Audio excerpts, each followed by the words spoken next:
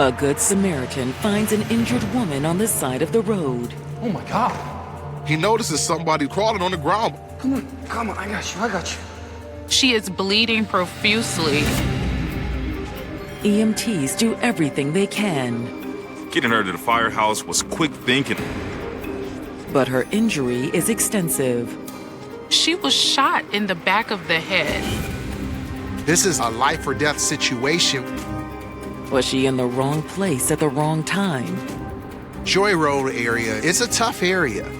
You have to be careful over there. Or is there more to the story? There's nothing that indicates that an assault occurred near the train tracks. I'm not finding anything at this location. Something was not adding up. The motive seems clear. She's jealous of the relationship they had. Was she upset? Not at me. There were concerns that this was someone who could potentially be violent. But the truth is hazy. There was just too many holes in the story. That doesn't make any sense whatsoever. And in the end, the evidence doesn't lie. They see blood splatter and possible brain matter. The story was all put to rest right there. Police found the smoking gun. July 27th, 2020. It's just after midnight on Monday morning in Detroit, Michigan, also known as the Motor City. These days, Detroit is as famous for its urban decline as it is cars. Like any other major inner city, it has experienced its challenges. A lot of people are struggling. Homes are not being taken care of the way our parents took care of the homes. There was a great flight to the suburbs. A lot of houses were abandoned in the city. And so the city, unfortunately, developed this reputation for crime. And this morning is no different. At around 12:30 a.m., Wayne County 911 receives a panicked call from a man on the city's west side. It was at Joy Road in Southfield. He reports as he was driving down Joy Road, he saw a woman crawling alongside the train tracks. He picks her up, calls 911. He was very frantic. No, she can't talk. She's bleeding a lot from her head. The 911 operator told him to, can you put some pressure on it? No, I've never been in a situation like this before in my life. I don't know what to do. When the operator asks him his location, he says he's heading to a firehouse down the street. The firehouse has a full EMS team, so he rushes over there so the EMS could jump into action and possibly save her. She tells him units will meet him there. Help! Help over here! When they reach the woman, she is still clinging to life in the passenger seat. What's her name? It's Clarita Poole.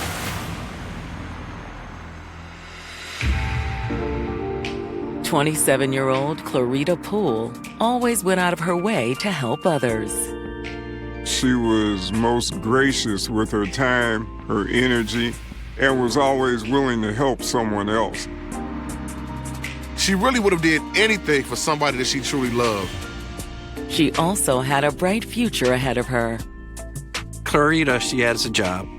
She's got her car, place to stay, and she's working hard.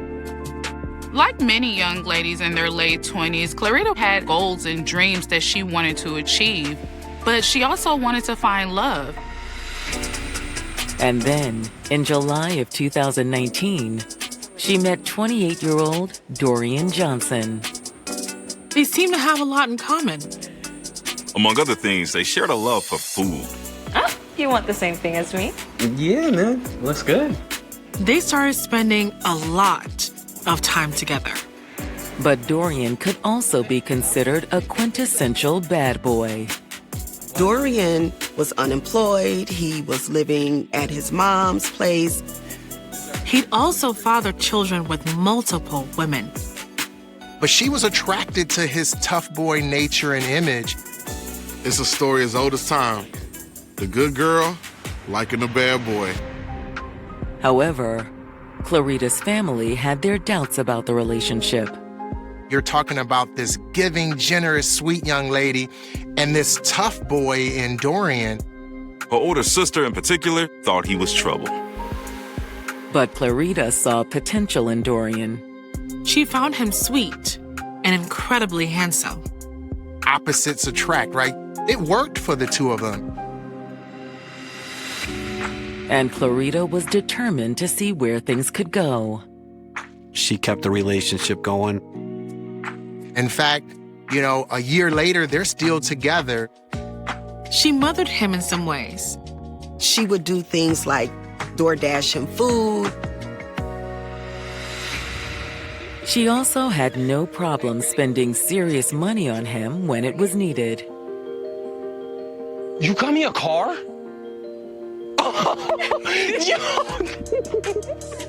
In fact, she buys him a vehicle.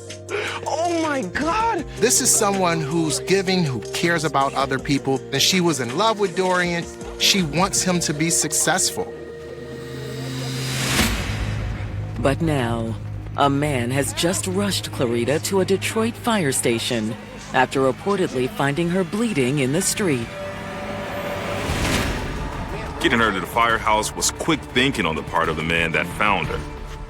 The particular firehouse where the Good Samaritan was able to take the victim is equipped with an emergency response team, so EMTs were able to give her some life-saving assistance. But will it be enough? Or is it too little, too late? Miss Poole was bleeding quite a bit. This injury is grave. She has been shot in the back of her head. 27-year-old Clarita Poole had finally found someone to share her life with. 29-year-old Dorian Johnson. They're young, both still in their late 20s and just really enjoying each other. Though Dorian experienced some hardships in life, Clarita was there by his side, assisting in it all. She was investing a lot into this relationship. She helped him buy a car, made sure he was getting enough to eat. She just genuinely cared for him. But now Clarita is outside of a local firehouse, bleeding profusely. She was still trying to hold on to life, but it wasn't looking good. She has been shot in the back of her head. There's an entrance wound on the lower left and an exit wound on the lower right. EMTs know that seconds are not on their side. They work fast, rushing her to the hospital as Detroit police arrive on the scene. The officers go right over there to question the caller about what happened. They want to know where was the Good Samaritan when he found her and any other information that he could provide. Do you know her? Yeah, What they learn is that his name is Dorian Johnson. He first says that's just a friend. And then he backpedaled a little bit. Well, maybe we had, something going on. So now they're like, hey, bro, what's going on? What is it? we was friends. It was more like a friends with benefits type thing, He told the police that they weren't very serious at all. As an investigator, when you find out that that person knew the victim, it would tend to make you think that possibly it was a crime of passion, and the Good Samaritan is actually the perpetrator. Anything happened tonight? Well, yeah, there was a fight, not with me. Dorian tells them that he was in fact with Clarita earlier that night. That he had somewhat of a party at his home where he lived with his mother, and that the mother of his children, Brittany, was there. He mentions that they were having a good time when Brittany and Clarita got into a verbal dispute. But Brittany left before anything got physical. Dorian says after Brittany was gone, he and Clarita decided to continue the party on their own. He indicates that they decided to go get some more liquor from the liquor store, but that he had to use the bathroom. And so he runs into the house for a moment, but he says that when he comes back out, there's no signs of Clarita. He stated that she took off walking. It's the last he's seen of her. But he sees her phone still in the car. So he says, you know what? Hey, man, whatever. I'm going to the liquor store before it closes.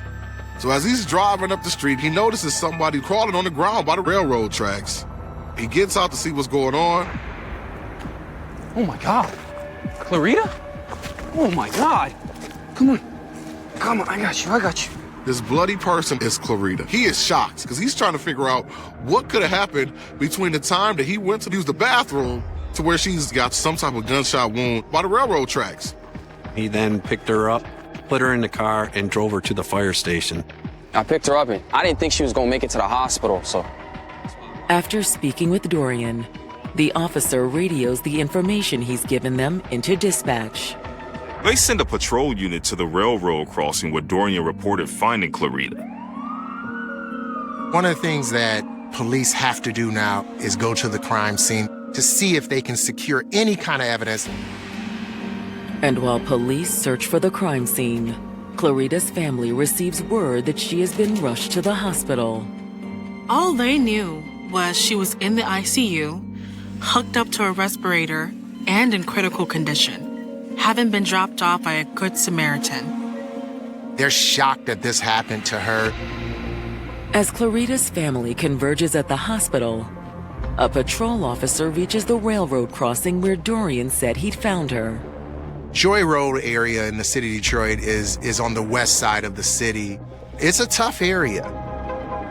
Joy Road has been hit especially hard by the economic decline that this city has suffered. There's not a lot of community where it used to be. You have to be careful over there. It's a high crime area. The officer surveys the tracks, looking for any sign of a possible crime scene. You would look for anything if you notice drag marks or particularly blood, because Ms. Poole was bleeding quite a bit. And you would look for shell casings or loose ammunition. But police are unable to locate anything suspicious. There's nothing that indicates that an assault occurred there. Adam 1, Patrol Car 10. I'm not finding anything at this location. So where had Clarita been shot? As an investigator, that would increase your suspicion of the Good Samaritan. Back at the firehouse, the detectives arrive and begin their investigation. By the time we got to the scene, it was about 1:30 in the morning. Before speaking to Dorian, they give his car a quick once-over. You had a large amount of blood on the passenger floorboard, inside of the window, which they would have expected if Dorian had put her in the car, bleeding profusely.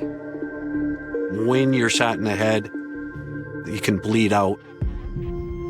However, there is something that doesn't fit. They notice some blood splattering.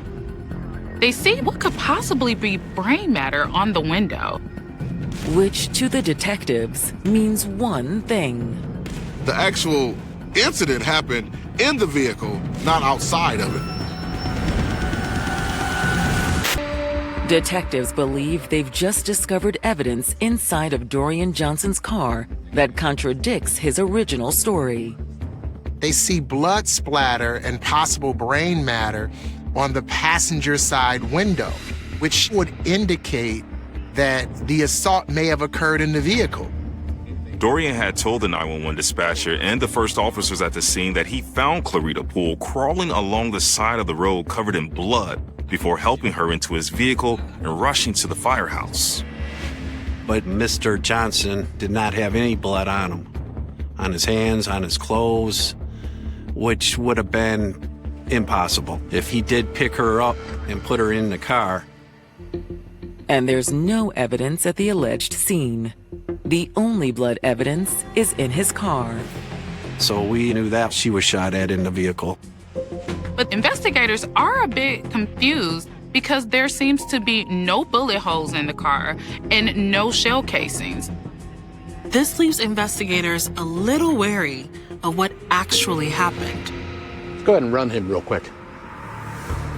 With so many conflicting elements to the case, detectives decide to look deeper into Dorian's background. Yeah, he's got a warrant. They learn that there's a warrant out for his arrest. It's a traffic warrant, which doesn't exactly scream that Dorian's a killer. But it is useful for the detectives. When a person of interest is found to have outstanding warrants, it gives the investigator an opportunity to bring that person in legitimately. Mr. Johnson, if you would, can I get you to turn around real quick? What's up? Turn around, put your hands behind your back for me. I'll explain in a second, okay? So thanks to the outstanding warrant, Dorian is taken into custody while they continue to work the case. Based on Dorian's information he provided to police, there was a party at his mother's house, so investigators go to that location. We interviewed the brother and the mother. And as soon as they do, Dorian's story takes another hit. Dorian said that he was here at a party.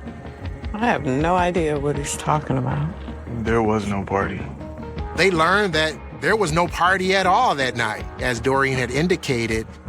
The mother tells him, I don't know what he's talking about. And his brother corroborates that and says, no, there was no party over here. They don't appear to have anything to hide either. They were very cooperative. They let us into the house. They let us look around in the house. Dorian's mom was really receptive. She was definitely not trying to hide anything or trying to protect her son.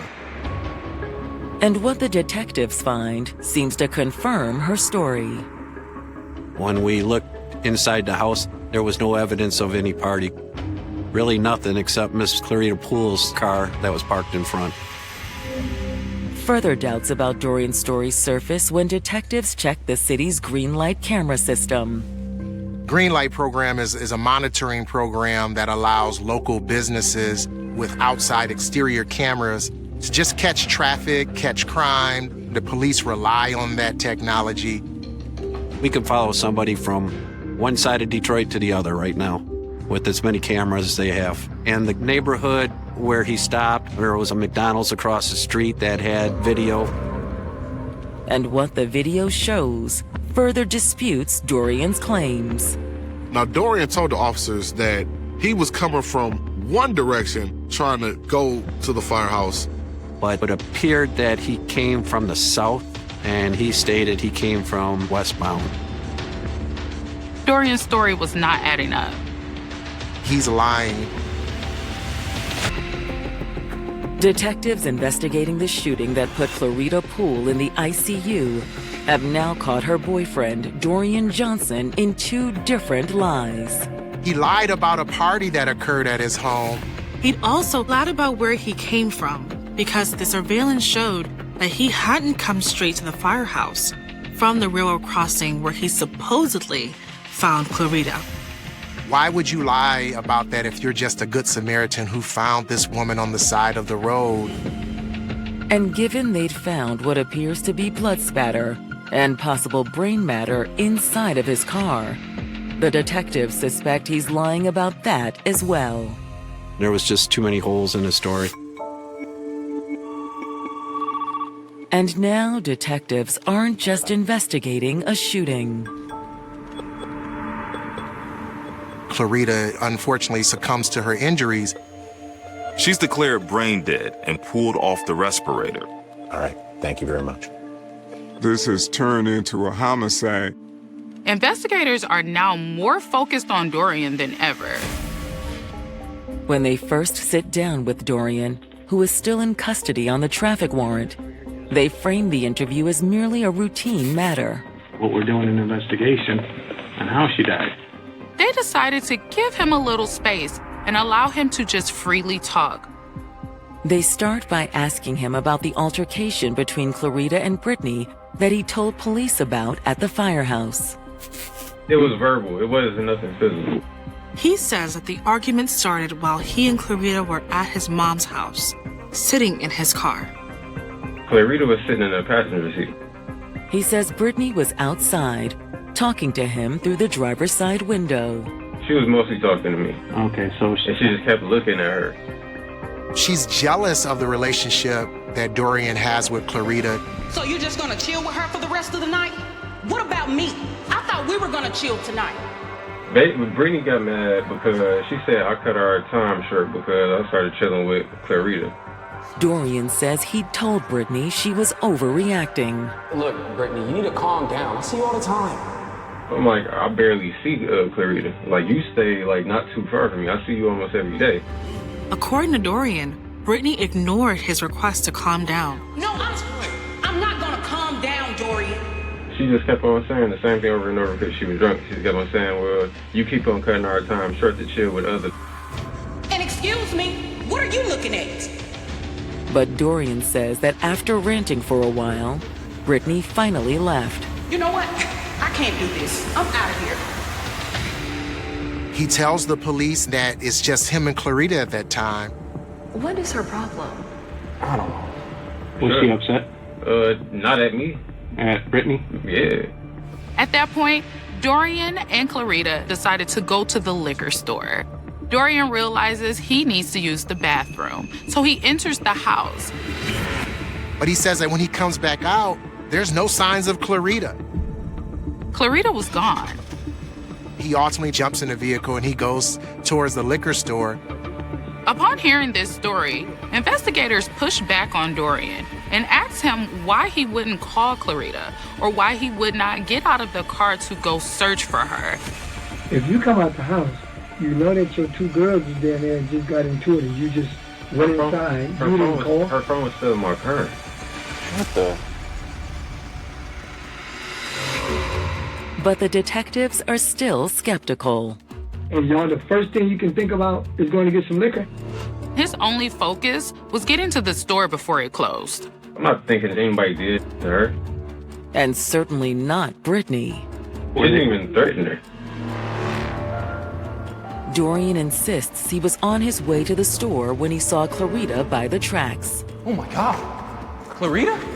He says he realized it was her when he saw her braids. She just got her hair did.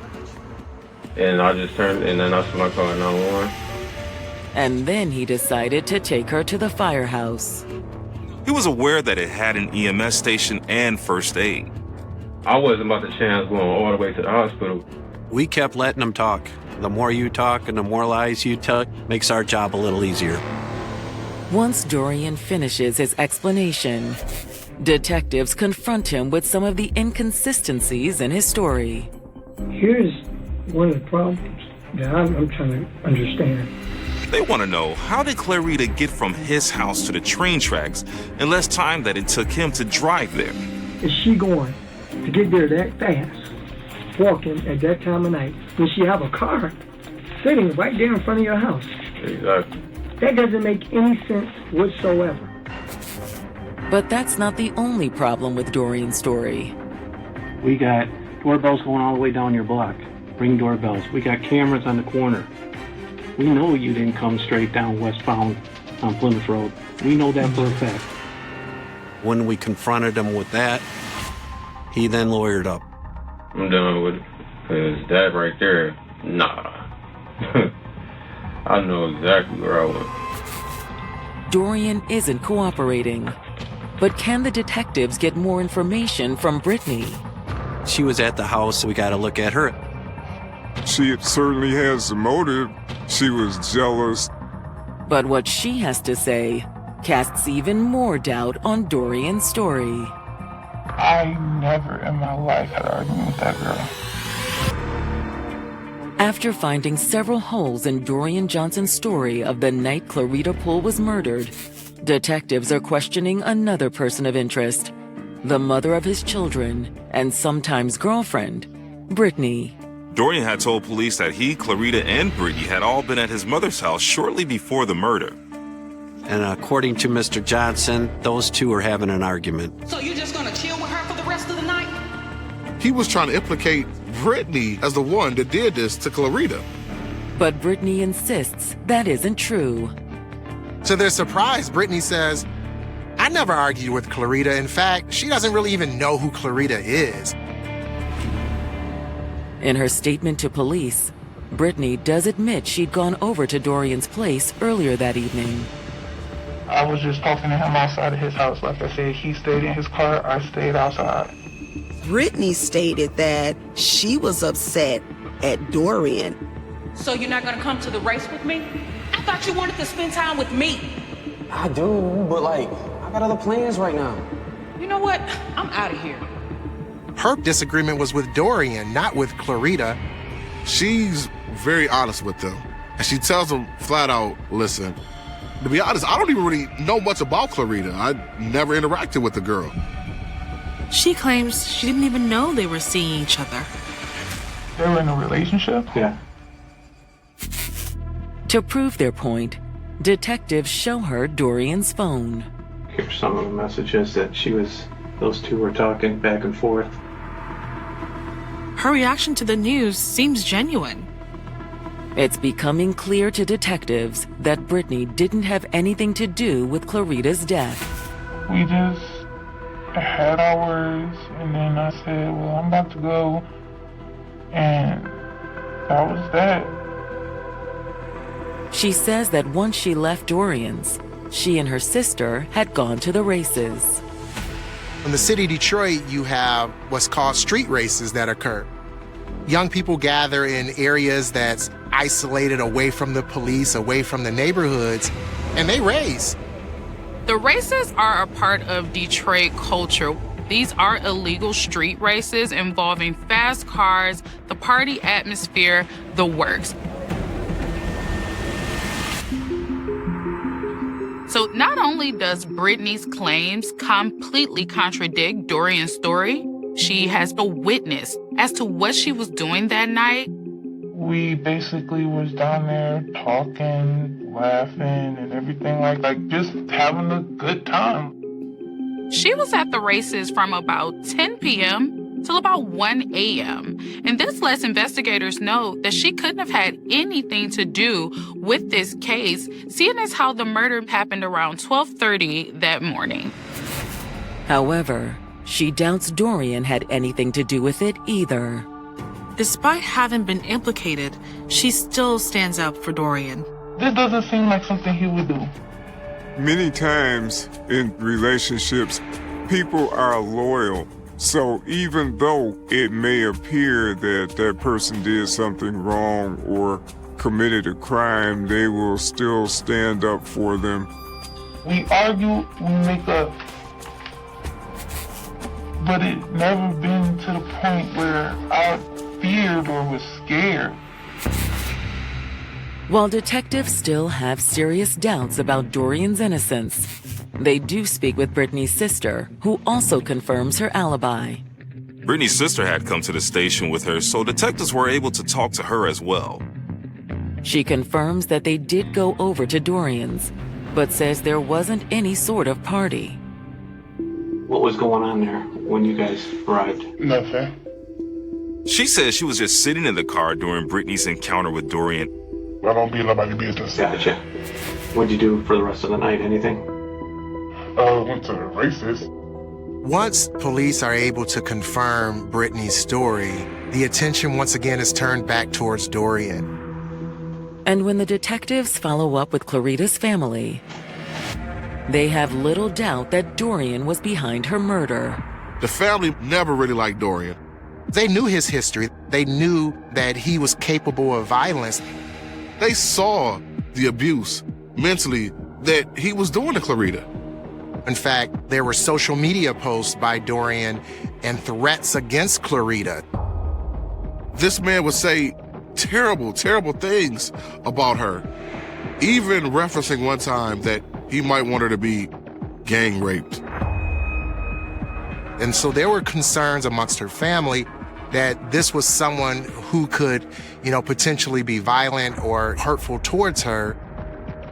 In fact, several family members said they urged Clarita to break things off with Dorian.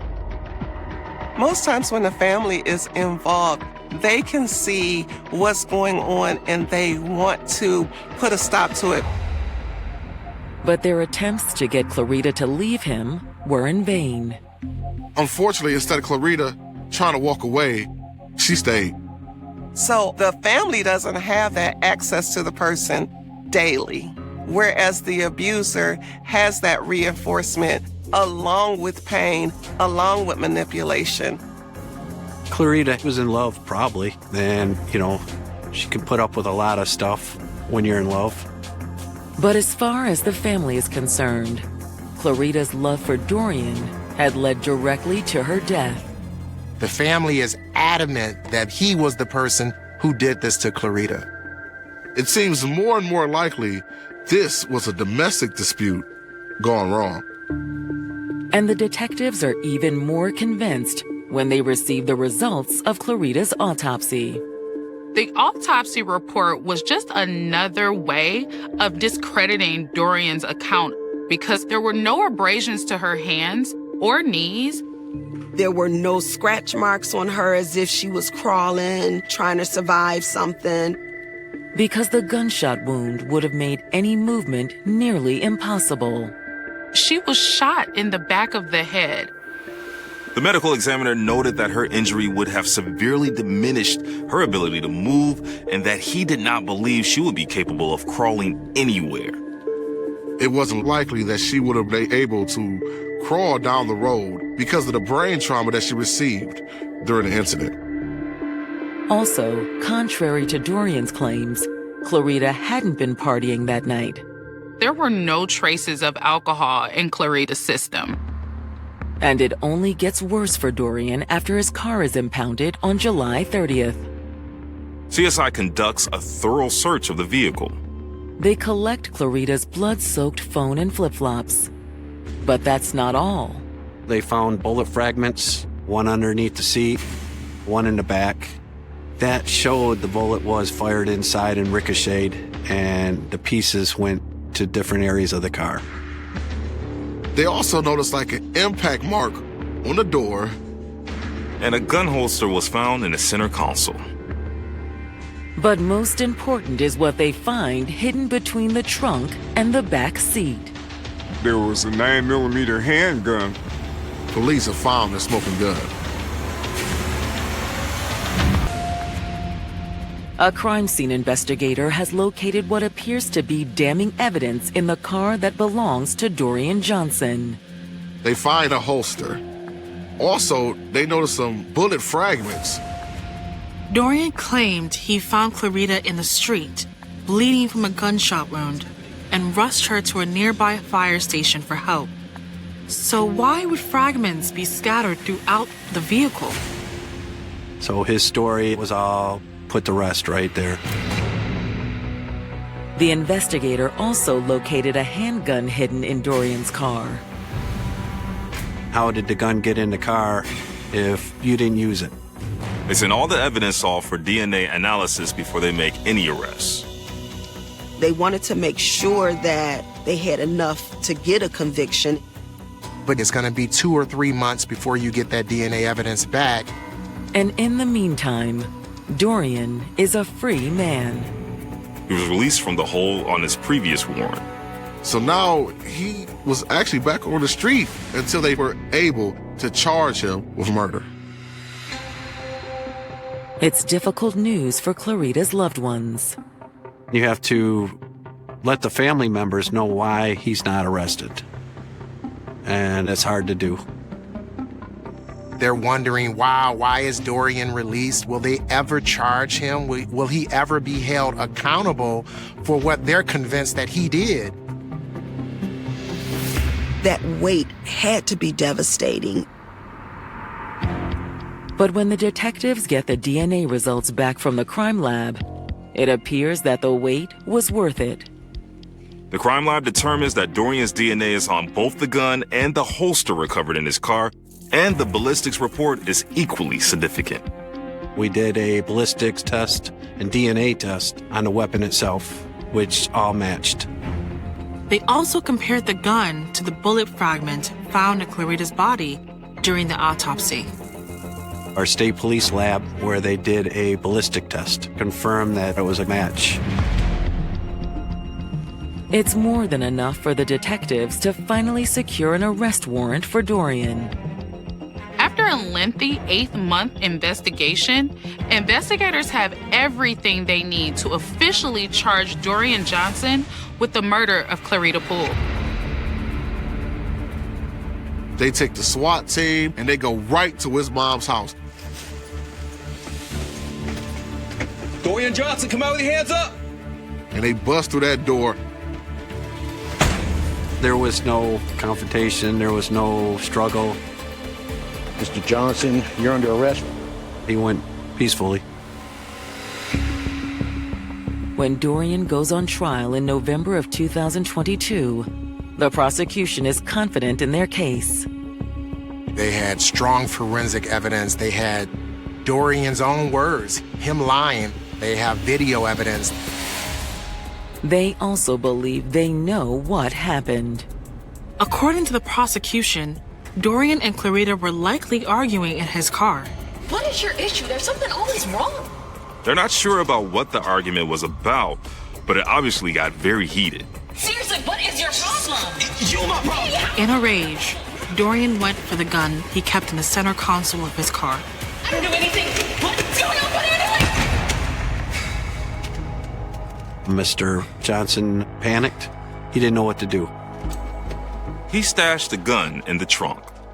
And then he'd called 911. I found this woman crawling down by the railroad tracks. Yes, she's bleeding very badly. When it's the defense's turn, they do everything they can to prove Dorian's innocence. They said, why would he try to get help if he was the one that did it? Because what if they were able to save her, and then now she's able to identify who assaulted her? The defense also attempts to refute the DNA. They play upon some of the forensic evidence that came back. There's DNA found from 2 unknown persons, not just Dorian, and so they play on that like, hey, whose DNA was this? Could that person have been the shooter? All they have to show is a little uncertainty in at least one juror's mind. When you go to trial, it's scary. You don't know what juries are on there. But in the end, there was no way the defense could overcome the amount of evidence against him. When he stated that he got her somewhere else, when it was obvious she was shot inside the car, and with the gun being inside the car with his DNA, he's hiding everything. And jury sees that. Dorian Johnson is ultimately convicted of second-degree murder, as well as several weapons charges. Second-degree murder encompasses several factors. One of them is passion. You did something spur of the moment. First-degree murder often gets mandatory life. Second degree, there's more room for the defense to ask for different sentences. Typically for second-degree murder, you'll hear a sentence of 15 to 25 years, 15 to 30 years. But Dorian is sentenced to 65 to 117 years in prison.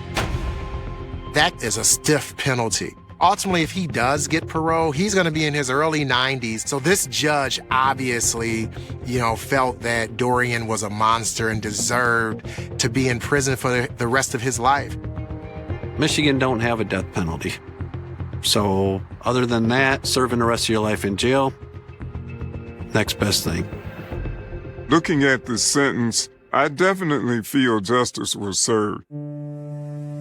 At least grieving can start now that he's no longer able to walk these streets. But while Dorian will likely spend the rest of his life behind bars, it won't bring Clarita back. Even if he got the electric chair, he's still gone, but your loved one, that doesn't give you back what you're missing. Clarita had her whole life ahead of her. Clarita was an aspiring, beautiful young lady that had a very bright future. People don't want to remember the tragic thing that happened. We want to remember the good that they did, the good that they had, the good that they shared. The morning of December 2nd, 2015, began without any obvious sign that something terrible was about to happen. At the Inland Regional Center in San Bernardino, California, People had gathered for what should have been an ordinary workplace event, a training session combined with an end-of-year gathering for employees of the San Bernardino County Department of Public Health. Around 80 people were present in the conference room. They were co-workers brought together by the routines of employment, the approaching end of the year, and a gathering that, at least from the information available, was not expected to become part of a national tragedy. Among them was Syed Rizwan Farouk, an employee of the county's public health department. Farouk was not an unknown outsider arriving at a place he had never seen. He worked there. He knew the people. He knew the environment. And that familiarity would later become one of the most disturbing elements of the investigation. Around 8 o'clock that morning, Farouk and his wife, Tashfeen Malik, had left their home in Redlands. Their young child remained with the grandmother. According to the information later examined by investigators, the couple had told family members that they were going to a medical appointment. But that was not where the morning was leading them. Farouk drove a rented black SUV toward the Inland Regional Center. At approximately 8:48 to 9 a.m., he entered the facility. Nothing in the supplied evidence suggests that he immediately began attacking anyone. Instead, he entered the building and went toward the conference room where the gathering was taking place. He then placed a bag on a table. At the time, the people inside had no reason to understand what that bag represented. Investigators would later determine that it contained an improvised explosive device designed to be activated remotely. The device would become one of the central pieces of evidence in the case, because its presence established something that was difficult to reconcile with the idea of a sudden act of violence. Preparation. Farouk did not simply arrive and begin shooting. He came earlier, entered the location, placed an explosive device, and then left. The device was later described in investigative records as consisting of 3 metal tubes combined with gunpowder and equipped with a remote activation mechanism. It did not detonate, but its failure did not make it irrelevant. In fact, the unexploded device would help investigators understand that the attack had been conceived as something more than a single burst of gunfire. There was another stage still to come. Farouk left the Inland Regional Center after placing the device. For a period of time, the people inside continued with the event, unaware that a potential explosive threat had been left among them. The morning remained, outwardly, a normal one. But behind that ordinary appearance, the sequence of events had already been set in motion. Farouk would return later with Malik. By approximately 10:58 a.m., the two were back at the location. This time, the circumstances were different. They were dressed in black and equipped in a tactical style. According to the information provided by investigators, they carried 2 semi-automatic rifles, 2 handguns, and a large quantity of ammunition. What followed transformed an ordinary workplace gathering into one of the deadliest attacks in San Bernardino's history. Farouk and Malik entered the area where Farouk's co-workers were gathered. Then the shooting began. In the moments that followed, people were forced to react to something they could not have expected when they arrived that morning. Some ran. Others tried to hide beneath tables, inside bathrooms, or in other enclosed spaces. Confusion spread rapidly. The information available does not provide a complete account of what every person experienced, and it is important not to fill those gaps with invented thoughts or conversations. What can be established is the scale of the violence. 14 people were killed, and 22 others were wounded. Many more survived by escaping or hiding. The physical environment itself became part of the chaos. A bullet damaged the sprinkler system, causing water to spill into the area and adding another layer of disorder to an already terrifying situation. In the first moments, authorities did not have complete certainty about how many attackers were involved. Some witnesses reported seeing 3 people dressed in black.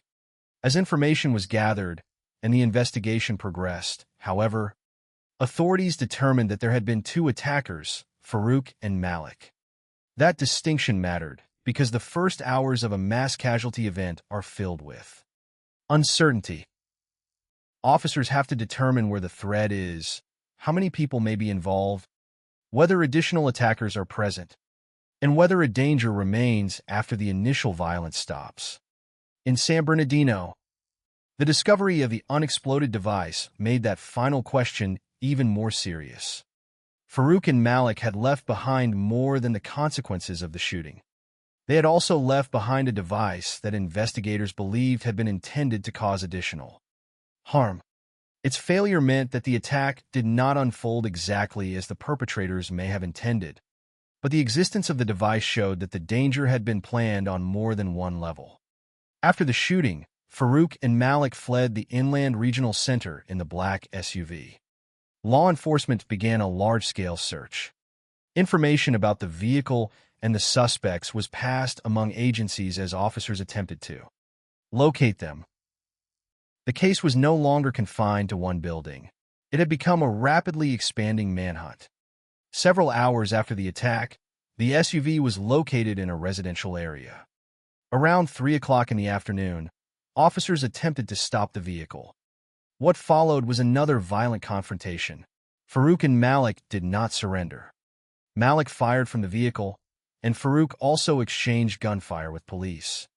Several officers were injured during the confrontation because authorities feared that explosives might still be present. Armored vehicles were used to approach the SUV. Eventually, Farouk was killed. Malik continued firing from the vehicle and was also killed by police. By approximately 3:15 p.m., both attackers were dead. In less than a day, the entire sequence had unfolded. A couple left home in the morning. An explosive device was placed inside a public building. A mass shooting followed. A vehicle became the center of a police pursuit, and the two people responsible were dead before the day was over. There would be no interrogation of Farouk and Malik, no courtroom testimony from them, and no opportunity for investigators to ask them directly why they had chosen that location or why they had decided to carry out the attack. The answers would have to be reconstructed from what they left behind. And what investigators found would suggest that December 2nd was not the beginning of the story. It was the moment when a long period of preparation became visible to the world.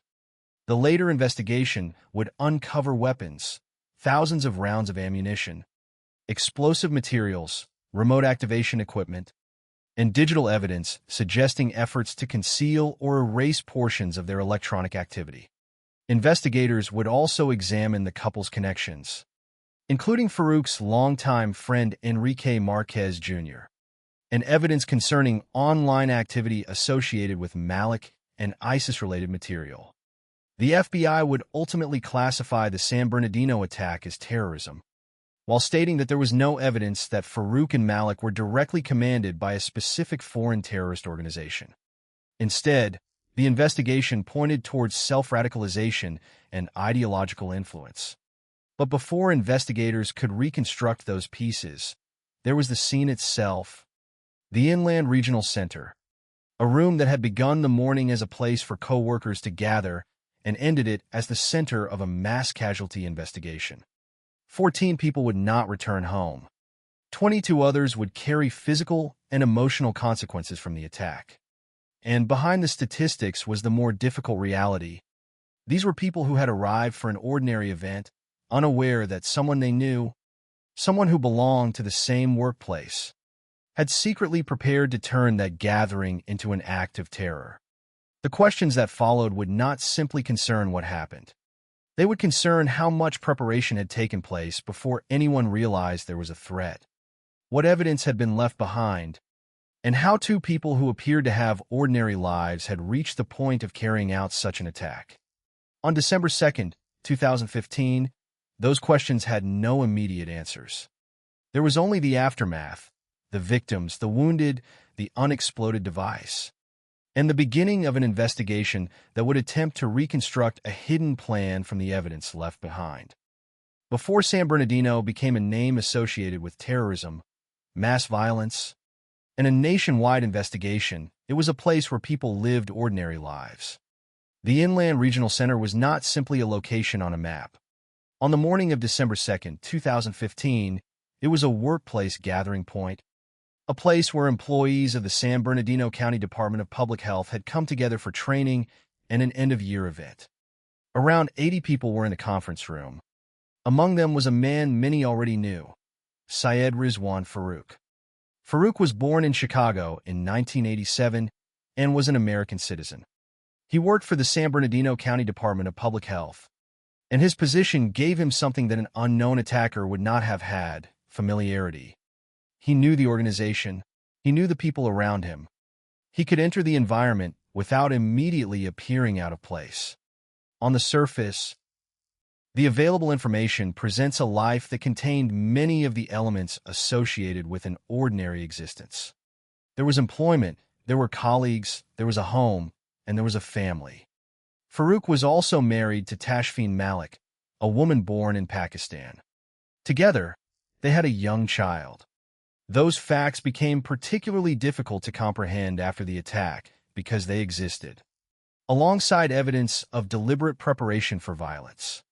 The contrast is one of the central elements of the San Bernardino case. The investigation did not uncover a stranger who suddenly appeared from nowhere. It uncovered two people whose public and private lives had appeared, at least on the surface, to contain familiar routines, while investigators later found evidence that they had been preparing weapons and explosive materials. Malik's presence in the story is equally important. She was not merely a person connected to Farouk after the fact. According to the supplied information, she was his wife and participated directly in the attack. The two left their home together on the morning of December 2nd. Their child remained with the grandmother while they departed. They reportedly told family members that they were going to a medical appointment. That detail would later become part of the timeline because it showed how the couple's ordinary family circumstances existed alongside the preparations for what they were about to do. There is no need to invent what either person was thinking that morning. The evidence itself is disturbing enough. They left their child behind. They traveled to the Inland Regional Center. Farouk entered the building earlier in the morning and placed an explosive device inside. He left. Then he returned with Malik, and the shooting began. The fact that the couple had a child also changes the emotional landscape of the case, but not in a way that should be used to romanticize or psychologically speculate about them. It simply establishes another dimension of what was lost when the violence occurred. A young child was left without both parents after the events of that afternoon. The central human story, however, belongs to the people who were gathered at the Inland Regional Center. 14 of them were killed. 22 others were wounded. The supplied information does not provide individual biographies for those victims, so their personal histories should not be invented. We cannot responsibly assign them imagined final thoughts, private conversations, or fictional descriptions of their lives. What can be said is that they were people who had gathered for a workplace event. They were colleagues, employees, and participants in an ordinary day that had no reason to become extraordinary in the worst possible way. Their presence in the building was not the result of seeking danger. They were there because it was part of their work and their routine. That distinction matters. True crime stories can easily become narratives about perpetrators because perpetrators create mysteries. Why did they do it? How did they prepare? What did they believe? And what evidence did they leave behind? But every question about the attackers exists because 14 people died and 22 others were wounded. The numbers are stark, but numbers alone can also conceal the human reality. 14 is not simply a statistic attached to an FBI report. It represents 14 separate lives that ended during an event they had not expected to become a matter of survival. 22 is not merely a second figure in a casualty report. It represents people who survived the attack but were physically injured. Beyond those figures were additional people who escaped or hid. Some found shelter beneath tables. Others moved into bathrooms or other enclosed areas. Their individual experiences are not fully contained in the supplied material, but the circumstances themselves tell us something important about what the event demanded from them. In a matter of moments, a gathering designed around work and community became an environment in which people had to make immediate decisions about where to run, where to hide, and how to survive. The confusion was intensified by uncertainty over the number of attackers. Initial reports included the possibility of 3 people dressed in black. Later investigation determined that there were 2, Farouk and Malik. For the people inside the building, however, that conclusion was not available in the moment. They had no complete picture of what was happening. That is an important distinction when considering the experience of victims and survivors. Investigators can later establish a timeline. They can determine who entered, what weapons were present, where evidence was discovered, and when the suspects were eventually located. But those inside the building did not have the benefit of hindsight. They encountered an unfolding threat without knowing how many people were responsible or whether. Another attack was about to occur. The physical environment itself added to the confusion. A bullet damaged the sprinkler system, causing water to spill into the area. The result was a scene in which violence, movement, uncertainty, and physical disruption existed simultaneously. Eventually, the immediate attack ended when Farouk and Malik fled in their SUV. But for the people inside the Inland Regional Center, the consequences did not end simply because the attackers had left. The discovery of an unexploded device meant that the location remained dangerous. Investigators would later determine that the device had been designed for remote activation and that it had failed to detonate. That discovery reinforced the understanding that the attack had involved more than an impulsive shooting. It had included preparation and an attempt to create additional harm. This is where the lives of the victims and the investigation intersect. The people who had gathered that morning became the evidence through which investigators had to reconstruct the event. Their workplace, the conference room, the damaged surroundings, the unexploded device, and the accounts of those who survived all became pieces of a larger picture. But the victims were never merely evidence. They were the reason the investigation mattered. Their deaths transformed what might otherwise have been a hidden extremist plot into a national tragedy. In the days that followed, attention would inevitably turn toward Farouk and Malik. Their backgrounds, their relationship, their weapons, their online activity, and their possible ideological influences. Yet there was a danger in allowing the perpetrators to dominate the story. The more investigators learned about them, the easier it became to forget the ordinary people whose lives had been interrupted. The San Bernardino case, therefore, has to be understood through 2 parallel realities. One is the hidden preparation carried out by Farouk and Malik. The other is the ordinary life that existed around them, represented by the people who arrived at work that morning expecting nothing more dangerous than another day of meetings, training, and routine interaction with colleagues. The investigation would later show that the couple had accumulated weapons and explosive materials, and that their radicalization had developed over time. It would reveal digital evidence and connections that investigators considered relevant to understanding their motives. But none of those discoveries could explain away the human cost. They could explain aspects of the plan. They could help establish preparation. They could contribute to the FBI's conclusion that the attack was an act of terrorism. What they could not do was restore the 14 lives that had been lost or undo the injuries suffered by 22 others. Perhaps that is the most important way to approach the people behind the headlines. Farouk and Malik became the names most often repeated when the San Bernardino attack was discussed. But they were not the only people whose lives were changed on December 2, 2015. There were the 14 who died, the 22 who were wounded, the people who survived by hiding or escaping, and the families and colleagues left to confront what had happened. The available evidence allows us to reconstruct much of what Farouk and Malik did. It allows us to follow the sequence of preparation, attack, escape, and confrontation. It allows investigators to examine the weapons, explosives, digital traces, and ideological influences that emerged afterward. But the heart of the case remains much simpler. An ordinary group of people gathered together in a place associated with work. Among them was someone they knew. That man had already placed an explosive device inside the building and would soon return with his wife. By the end of the day, 14 people would be dead, 22 would be wounded, and the seemingly ordinary lives surrounding Farouk and Malik would be divided forever into a before and an after. The investigation would ask why. The evidence would attempt to answer how. But for the victims and those who survived, the most important fact was that an ordinary morning had been transformed into a tragedy from which there could be no return to the way things had been before. The most revealing part of the San Bernardino case did not begin with the sound of gunfire. It began several hours earlier, in the quiet and ordinary movements of a married couple leaving their home.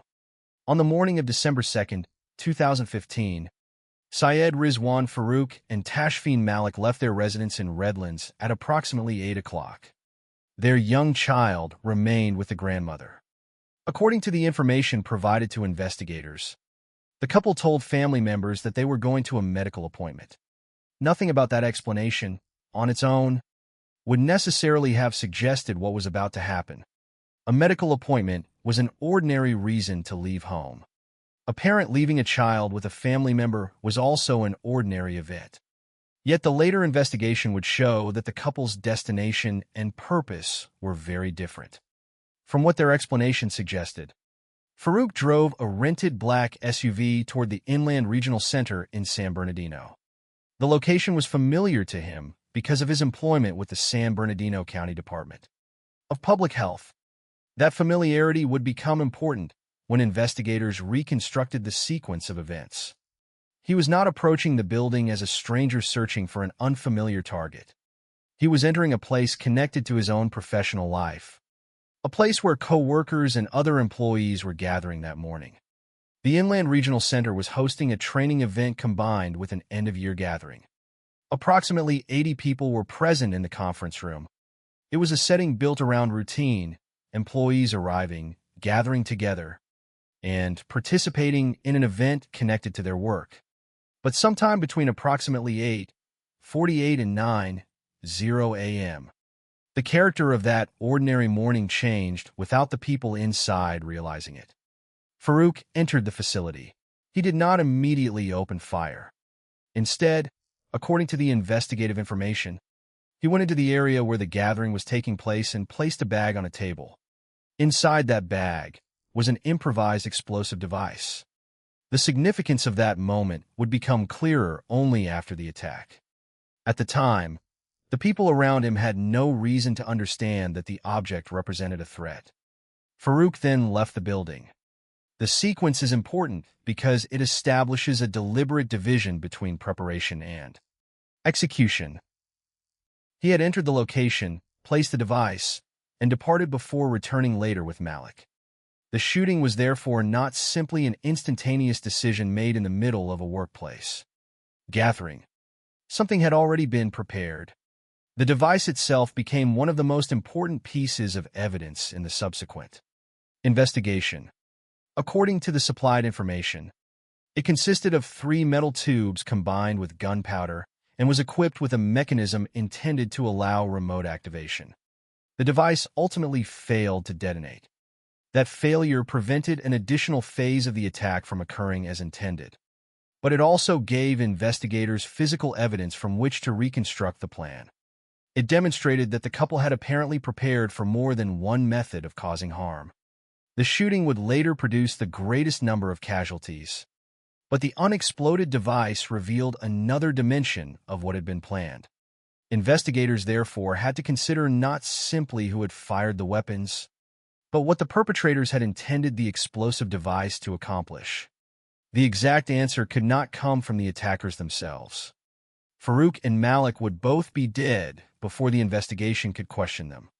What investigators could establish was the presence of the device and the circumstances in which it had been left behind. That distinction is important.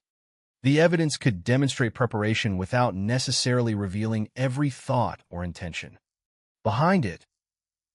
It was a physical trace of a plan, but not a complete explanation of that plan.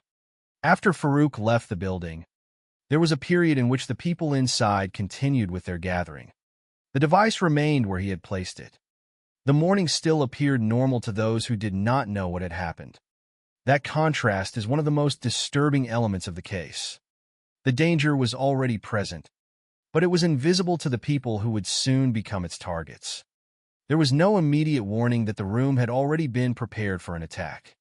No one inside could look at the bag and know what investigators would later discover. The significance of those earlier minutes emerged only in retrospect. Later, when investigators examined the complete sequence, they could see that the attack had unfolded in stages.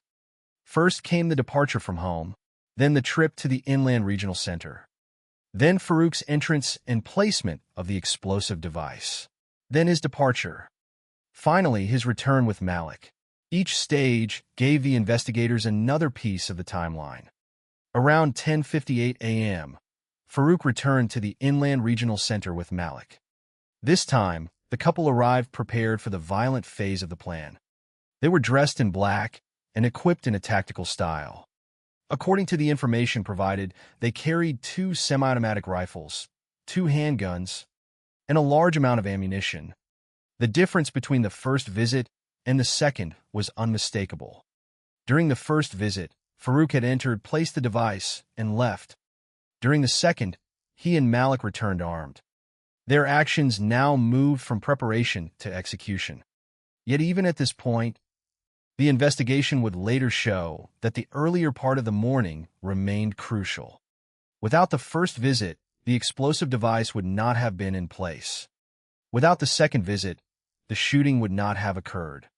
The 2 stages belonged to the same sequence. The attack had been constructed around preparation, followed by action. When Farouk and Malik entered the area where the employees were gathered, the people inside had no complete understanding of what was happening. The event that had begun as a workplace gathering was suddenly transformed. The first shots marked the moment when the hidden preparation became visible through violence. People began to flee or hide. Some sought shelter beneath tables, while others moved into bathrooms or other enclosed spaces. The sprinkler system was damaged by gunfire, adding water and further disorder to the scene. Initial reports created additional uncertainty about the number of attackers. Some witnesses believed there might have been 3 people dressed in black. Later investigation established that there were 2, Farouk and Malik. But that conclusion belonged to the investigation after the fact. During the attack itself, people had no reliable way to know how many attackers there were or whether another threat was approaching. That uncertainty is essential to understanding why the earlier preparation mattered. The couple had not merely arrived and created chaos at random. The evidence indicated that they had selected the location, prepared weapons and ammunition, and placed an explosive device before returning to begin the shooting. The device did not explode, but its presence changed the investigators' understanding of the event. It suggested that the perpetrators had contemplated an attack involving both firearms and explosives. The physical evidence therefore became a bridge between what happened inside the building and what investigators would later discover at the couple's home. When the shooting ended and Farouk and Malik escaped in the black SUV, the first stage of the investigation was already waiting inside the building. The unexploded device had to be secured and examined. The scene had to be understood. The question of how many attackers had been involved had to be answered. And investigators had to determine whether the violence had been improvised or whether it represented the final stage of a longer preparation. As the search for Farouk and Malik expanded, the evidence left behind began to point toward the latter. Their home would later reveal firearms, thousands of rounds of ammunition, explosive materials, and equipment associated with remote activation. Digital evidence would also become important, including indications that the couple had attempted to conceal or erase portions of their electronic activity.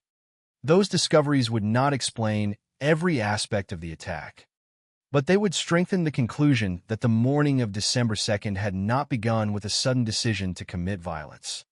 The preparation had preceded the shooting.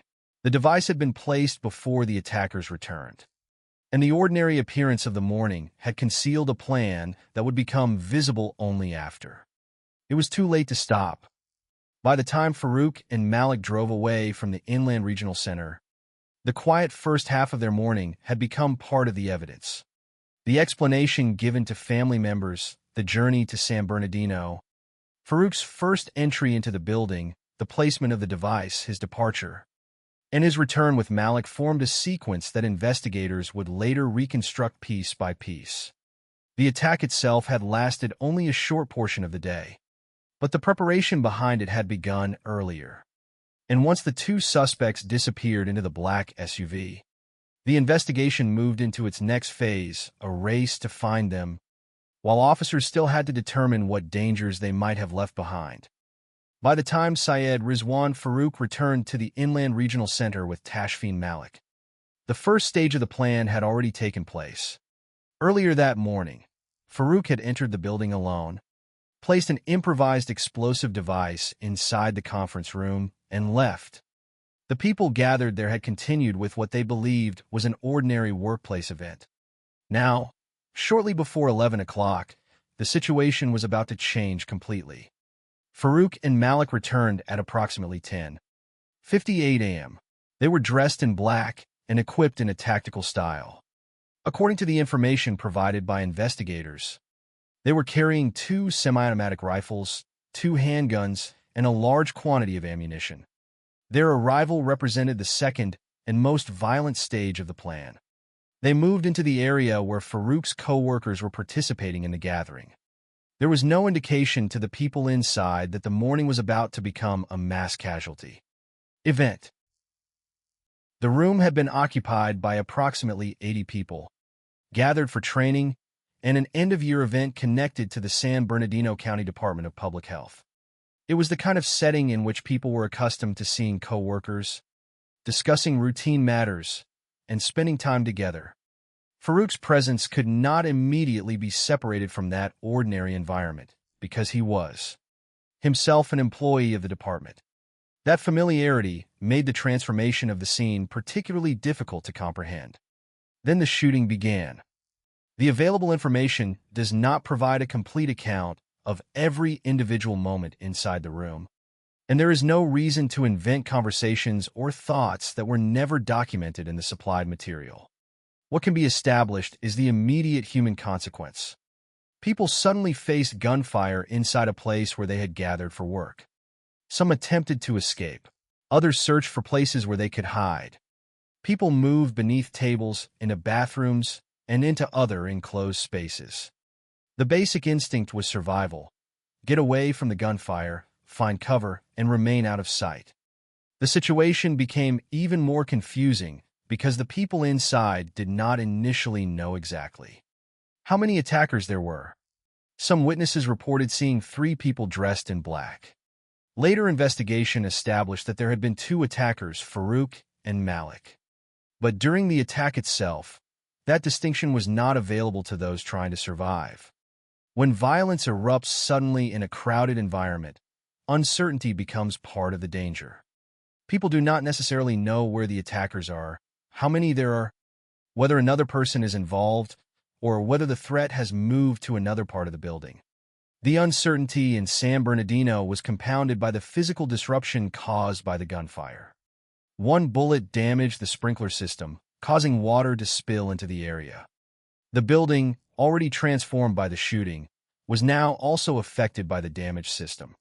The details may appear secondary when compared with the loss of life, but they illustrate how quickly an ordinary environment can become chaotic. The people inside were not simply responding to gunfire.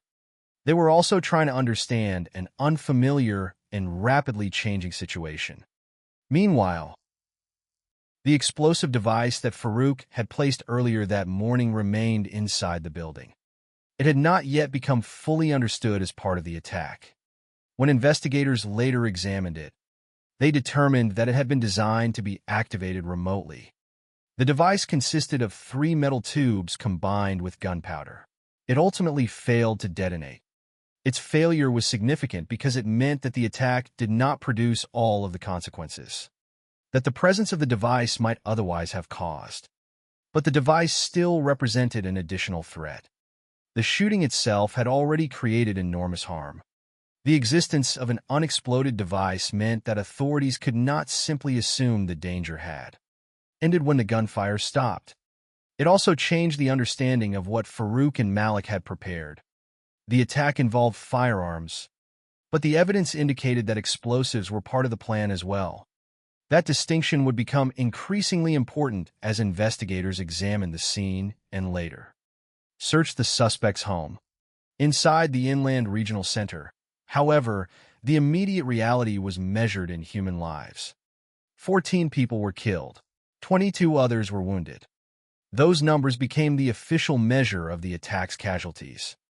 But they cannot fully express what occurred inside the building. The people who died had entered the gathering as employees and participants in an ordinary event. They did not leave. Those who were wounded survived, but the fact of survival did not erase what had happened. Other people escaped or hid and avoided physical injury, but they too had been present when the attack occurred. The supplied information does not provide individual accounts of their later experiences, so their emotions should not be invented. What can be said is that they were forced to confront an event that had begun without any apparent warning and that had unfolded inside a place associated with work and routine. Farouk and Malik eventually left the Inland Regional Center. Their departure marked the end of the immediate shooting, but not the end of the danger. They escaped in a black SUV, and law enforcement began a large-scale search.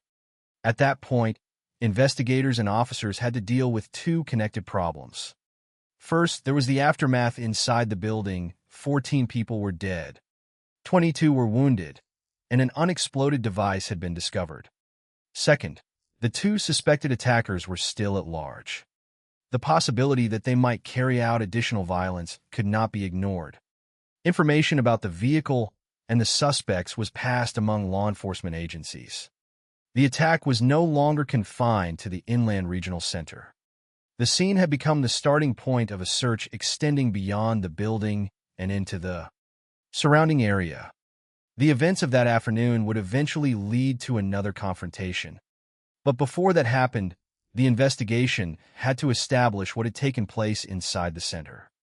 The number of attackers had to be clarified. The explosive device had to be examined. The weapons and ammunition had to be connected to the suspects.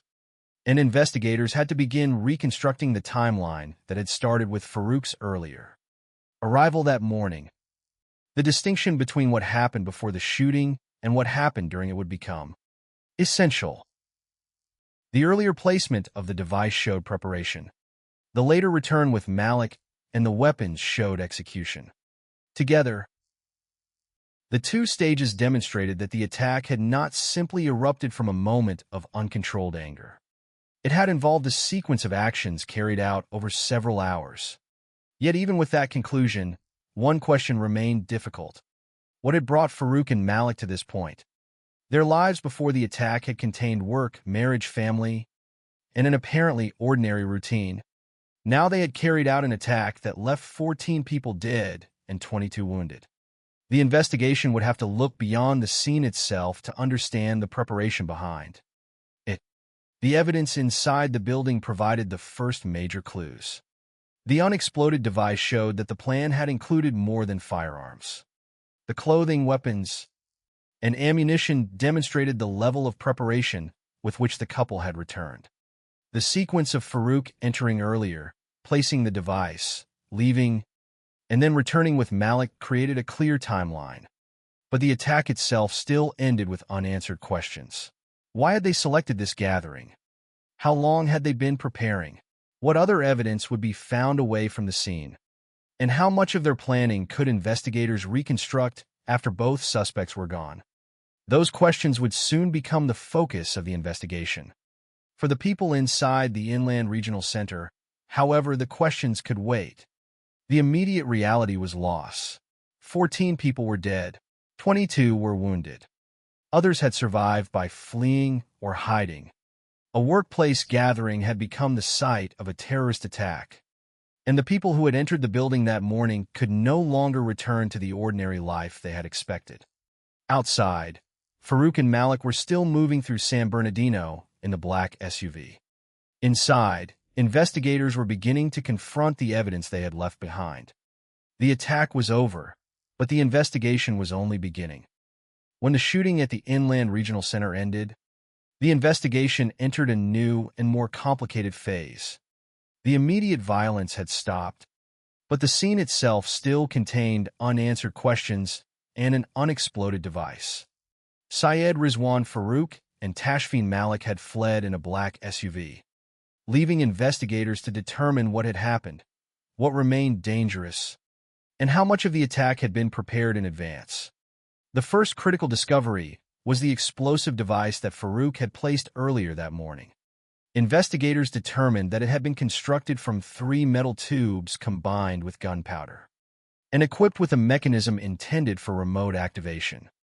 The device had failed to detonate, but its presence was significant. It demonstrated that the attack had involved more than firearms. Farouk and Malik had apparently prepared for the possibility of additional destruction, and investigators now had physical evidence from the plan itself. The device also reinforced the importance of the earlier timeline. Farouk had entered the Inland Regional Center before the shooting, placed the device, and left. He later returned with Malik and began the armed attack. This sequence was not consistent with an entirely spontaneous act. The evidence indicated preparation before execution. Once investigators understood that, their attention had to expand beyond the crime scene.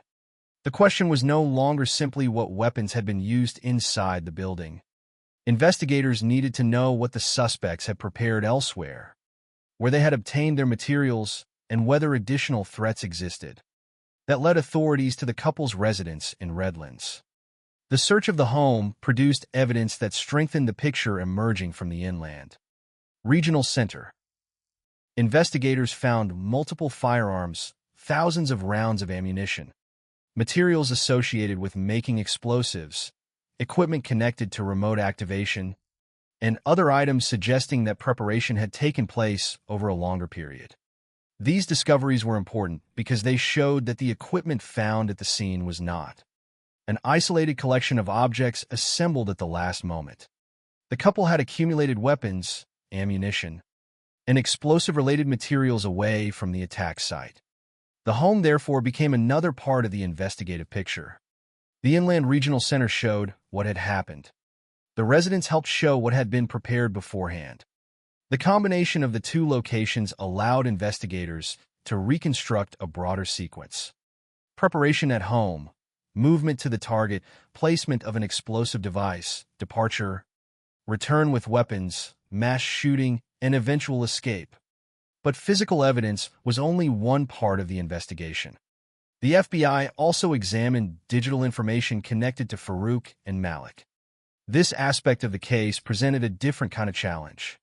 Unlike a firearm or an unexploded device, digital evidence could exist in enormous quantities, spread across electronic devices and accounts, and could contain traces of activity that had occurred long before the attack. According to the supplied information, Farouk and Malik appeared to have attempted to conceal or erase portions of their electronic traces before carrying out the attack. That made the digital investigation more difficult. Investigators were not simply looking for information that had been openly left behind. They were also trying to determine what had been removed, hidden, or altered. FBI Director James Comey said investigators had to analyze a large amount of electronic information in an effort to understand the couple's radicalization and the development of their beliefs. The significance of this evidence was not that every digital trace provided a complete explanation. Instead, it contributed to a larger body of evidence. The investigators were attempting to understand how Farouk and Malik had moved from apparently ordinary lives toward an act of terrorism that required looking at their online activity, their communications, their physical preparations, and their relationships. Each category of evidence had limitations. A weapon could establish that someone possessed a weapon, but not necessarily why. A digital search could demonstrate interest in an ideology, but interest alone did not automatically establish membership in an organization. The investigators, therefore, had to assemble the evidence carefully rather than treating any single discovery as the entire explanation. The investigation also raised the question of whether the couple had acted alone. The presence of weapons and explosive materials suggested significant preparation, but investigators needed to determine whether anyone else had helped them. One name that emerged was Enrique Marquez Jr., Farouk's longtime friend. Marquez was not identified in the supplied information as a direct participant in the December 2nd shooting. His importance to the investigation came from his connection to Farouk and from the weapons evidence. According to the information provided by the U.S. Department of Justice, Marquez had purchased two AR-15 style rifles that were later used in the San Bernardino attack. That discovery created another investigative path. If the rifles had passed through another person's hands before being used by Farouk and Malik, investigators needed to understand the circumstances surrounding that acquisition. The investigation also found that Marquez and Farouk had discussed and planned other terrorist actions in 2011 and 2012, although those plans were never carried out. This information was significant because it suggested that the history of violent planning associated with Farouk extended further back than the weeks or months immediately preceding December 2nd, 2015. It did not mean that every earlier discussion became an attack, but it gave investigators another piece of the timeline. The case was beginning to look less like an isolated event and more like the final stage of a longer process. At the same time, investigators examined evidence related to ISIS and ISIL.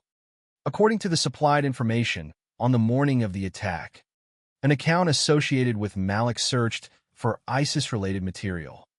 After the shooting, that account also posted a declaration of allegiance to the leader of ISIS. Those discoveries became important to understanding the ideological dimension of the attack, but they also required careful interpretation. The FBI's conclusion was not that Farouk and Malik had been established as members of a foreign terrorist network operating under direct orders.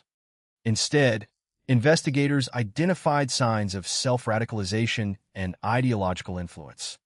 That distinction became central to the case. The attack could be classified as terrorism without establishing that a foreign organization had directly planned and commanded it. The available evidence pointed toward influence rather than a demonstrated chain of operational control. As investigators continued examining the evidence, the picture became increasingly clear in one respect. The attack had been prepared. The couple had weapons. They had ammunition. They had explosive materials. An explosive device had been placed inside the Inland Regional Center before the shooting. There were indications of digital activity connected to extremist ideology, along with apparent efforts to conceal electronic traces. There was also a connection to Enrique Marquez and the acquisition of rifles later used in the attack. None of these pieces, by itself, could answer every question. Together, however, they created a much stronger understanding of the events leading up to December 2nd. The investigation was therefore not simply a search for a motive. It was an attempt to reconstruct an entire hidden process. Investigators had to work backward from the aftermath. The scene provided the final visible stage. The home revealed preparation. The digital evidence provided possible insight into ideological development. The relationship with Marquez opened another window into the history of weapons and earlier planning. And the unexploded device demonstrated that the attackers had considered more than one means of causing harm. Yet one problem remained that would shape the rest of the case. The two people who could have provided direct explanations were dead. Farouk and Malik had been killed by police only hours after the attack. There would be no interrogation room in which investigators could confront them with the evidence. There would be no recorded confession and no opportunity to challenge their explanations. Every conclusion would have to be built from what remained. That made the physical and digital evidence even more important. Investigators could not ask Farouk why he had placed the device. They could not ask Malik what she had intended when she returned with him. They could not ask either of them how long they had been preparing or whether anyone else had been involved. Instead, investigators had to reconstruct the answers through objects, records, online activity, relationships, and the sequence of events. By the end of this phase, one conclusion was increasingly difficult to avoid. December 2nd had not been an impulsive eruption of violence. The evidence suggested a deliberate and sustained preparation that culminated in the attack at the Inland Regional Center. But while investigators were examining that evidence, another part of the story was unfolding outside the building. Farouk and Malik were still on the move. The black SUV that had carried them to the scene was now carrying them away from it. The search for the two suspects had become a manhunt, and before investigators could complete their reconstruction of the evidence, law enforcement would have to locate the people responsible.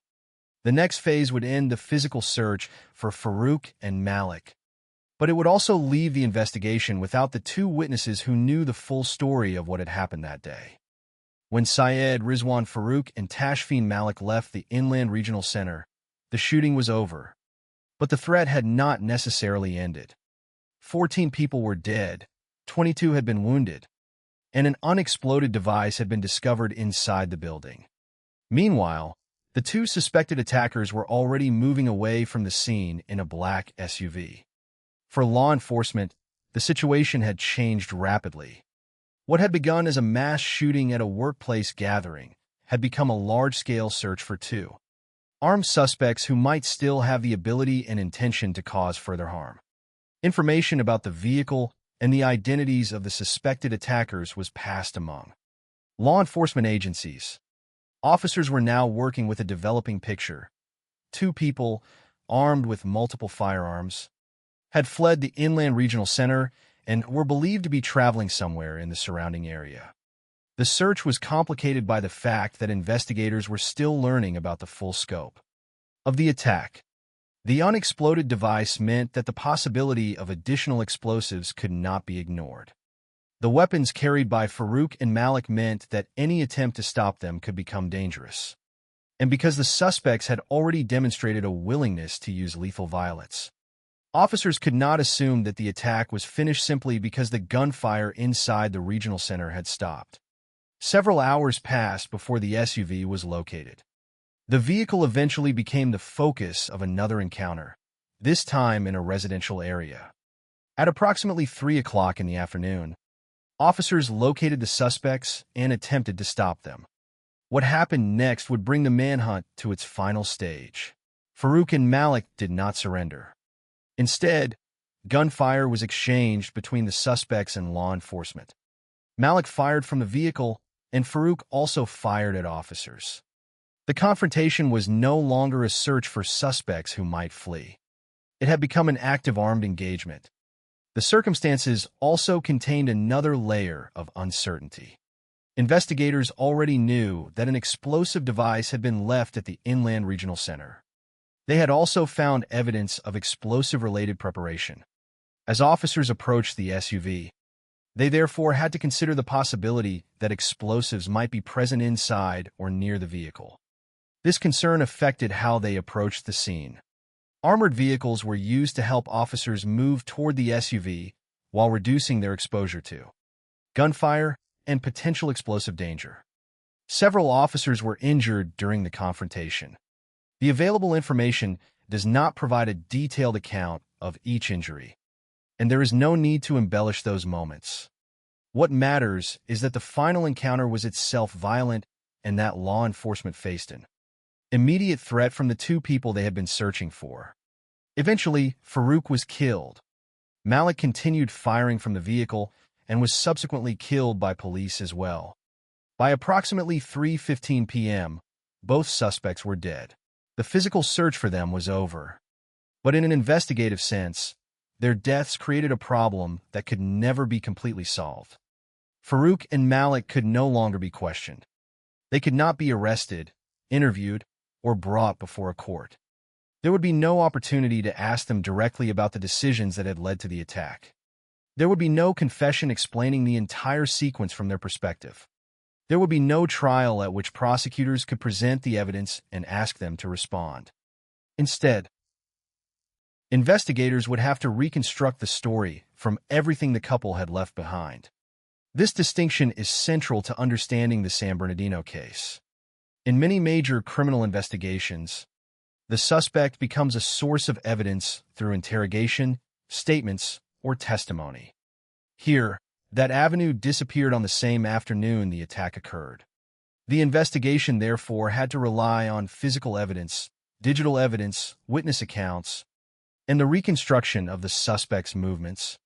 The black SUV, which had initially served as their means of escape, had become the location of their final confrontation.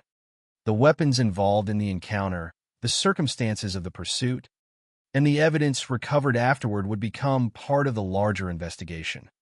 Yet the most important evidence was not necessarily found during the final confrontation. Much of it had already been waiting at the Inland Regional Center and at the couple's residence. The unexploded device had established that the attack involved preparation beyond the shooting itself. The residence had revealed firearms, thousands of rounds of ammunition, explosive materials, and equipment associated with remote activation. Digital evidence pointed investigators toward the couple's ideological influences and apparent attempts to conceal or erase portions of their electronic activity.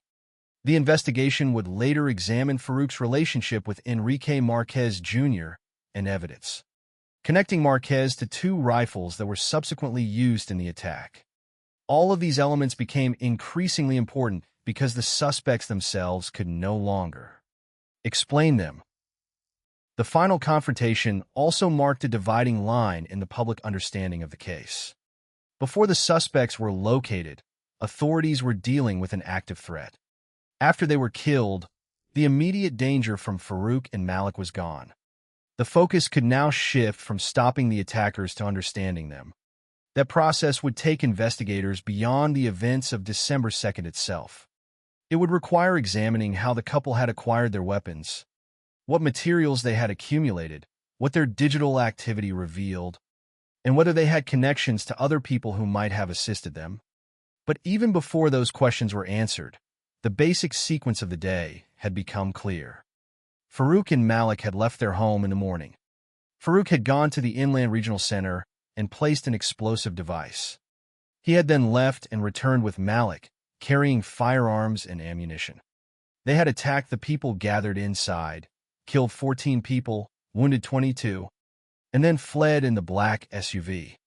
Hours later, police found them and attempted to stop them. The suspects responded with gunfire. The confrontation ended with both attackers dead. It all happened within a single day. For investigators, however, the fact that the two suspects were dead meant that the most difficult questions remained open. The case had a clear physical sequence, but the deeper story required interpretation. Why had the couple prepared the attack? How long had the preparation lasted? What role had ideology played? Had anyone else assisted them? And how much of their planning could be reconstructed from the evidence they had left behind? The investigation would eventually provide answers to some of these questions, but not all of them.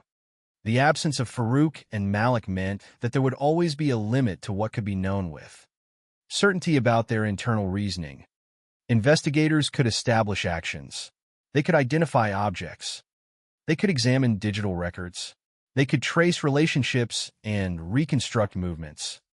But they could not hear the complete story from the two people who had created it. That limitation became particularly important when the investigation turned toward motive and radicalization.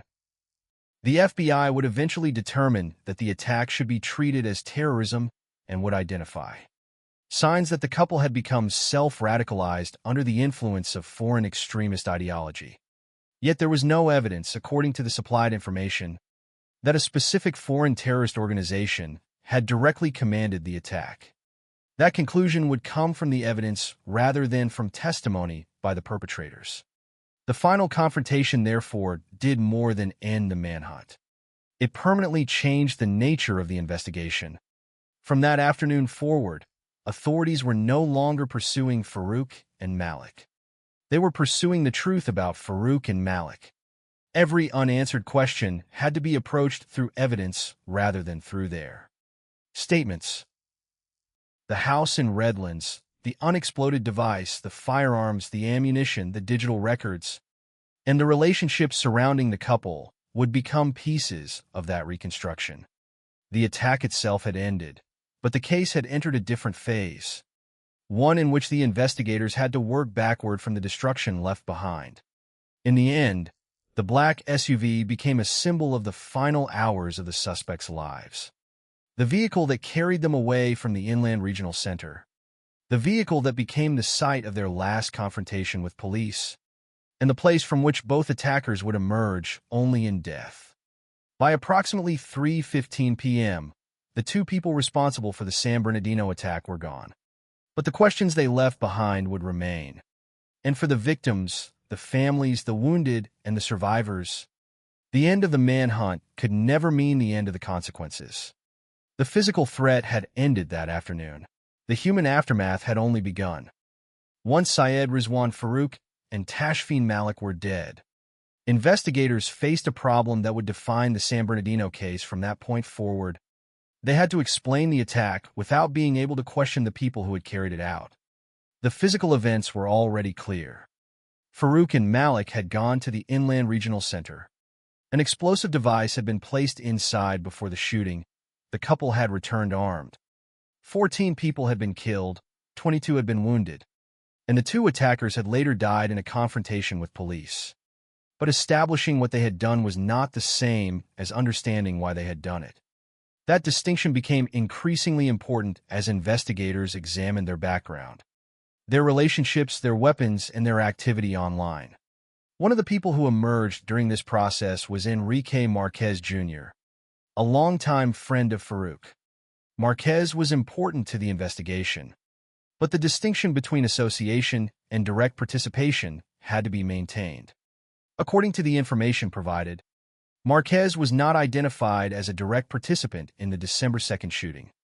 His significance came from his relationship with Farouk and from the evidence surrounding weapons later used in the attack. Investigators determined that Marquez had purchased two AR-15 style rifles that were subsequently used by Farouk and Malik during the San Bernardino attack. That discovery raised an important question. How far back did the preparation for the attack go? If weapons used on December 2nd had been acquired through someone who knew Farouk, investigators needed to understand the circumstances surrounding that connection. The investigation went further. Authorities found that Marquez and Farouk had discussed and planned other terrorist actions during 2011 and 2012, although those plans were never carried out. This information did not provide a complete explanation for December 2nd, but it changed the timeline investigators were examining. The possibility of violent planning associated with Farouk did not begin on the morning of the attack. Evidence suggested that discussions about terrorism had existed years earlier. That did not mean every plan became reality, nor did it establish that every person connected to those discussions participated in the eventual attack. But it gave investigators another piece of the history they were trying to reconstruct. The significance of Marquez's connection therefore lay partly in what it revealed about preparation. The San Bernardino attack had already shown signs of planning through the weapons, ammunition, and explosive device. The information involving Marquez suggested that the history of preparation and violent ideas could reach further back. Investigators were now examining not only the days and weeks before December 2nd, but a period of several years. At the same time, another line of inquiry focused on the ideology that may have influenced Farouk and Malik. The FBI examined their digital activity, including activity associated with Malik. According to the supplied information, on the morning of the attack, an account connected to Malik's search for material related to ISIS and ISIL. After the shooting, that account also posted a declaration of allegiance to the leader of ISIS. These findings became significant because they offered investigators evidence concerning the ideological environment surrounding the couple. But they also required careful interpretation. The presence of extremist material in someone's online activity can be evidence of influence, but it does not automatically prove membership in an organized terrorist network. Investigators therefore had to distinguish between ideological sympathy, self-radicalization, and direct operational control. The FBI ultimately classified the San Bernardino attack as terrorism. At the same time, according to the supplied information, investigators did not find evidence that Farouk and Malik were members of a specific foreign terrorist network operating under direct instructions from abroad. This distinction is essential. The case was not simply one in which investigators discovered a clear chain of command leading from the attackers to a foreign organization. Instead, the evidence pointed towards self-radicalization and influence from the ideology of foreign terrorist organizations. The difference between those two conclusions matters because it changes how the attack is understood. A direct command structure would suggest an operational relationship in which outside actors planned or directed the attack. The evidence described in this case did not establish such a relationship. What investigators found instead was evidence that the couple had been influenced by extremist ideology and had moved toward violence through their own preparations. That conclusion still left many questions unanswered. How did their beliefs develop? When did ideological influence become a willingness to commit violence? Why did the couple choose the Inland Regional Center? Why did they prepare both firearms and an explosive device? Because Farouk and Malik were dead, investigators could not obtain direct answers. They could only compare different categories of evidence and determine what conclusions were supported by the record. The physical evidence was perhaps the most concrete. At the Inland Regional Center, investigators had recovered the unexploded device. At the residence, they found firearms, thousands of rounds of ammunition, explosive-related materials, remote activation equipment, and other items that suggested preparation. The digital evidence provided another layer. Activity associated with extremist material indicated an ideological component, while apparent attempts to conceal or erase electronic traces suggested that the couple had understood the need to hide aspects of their activity. The relationship with Marquez provided another connection, particularly through the rifles that were later used in the attack. None of these pieces existed in isolation. Together, they formed a pattern that investigators could examine. Yet even a pattern has limits. It can establish preparation and support a conclusion about ideology, but it cannot necessarily reveal every private decision made by the perpetrators. This was one of the central difficulties of the investigation. Farouk and Malik could be observed through the evidence they left behind, but their own explanations were permanently unavailable. There was no opportunity to ask Farouk what he had discussed with Marquez years earlier.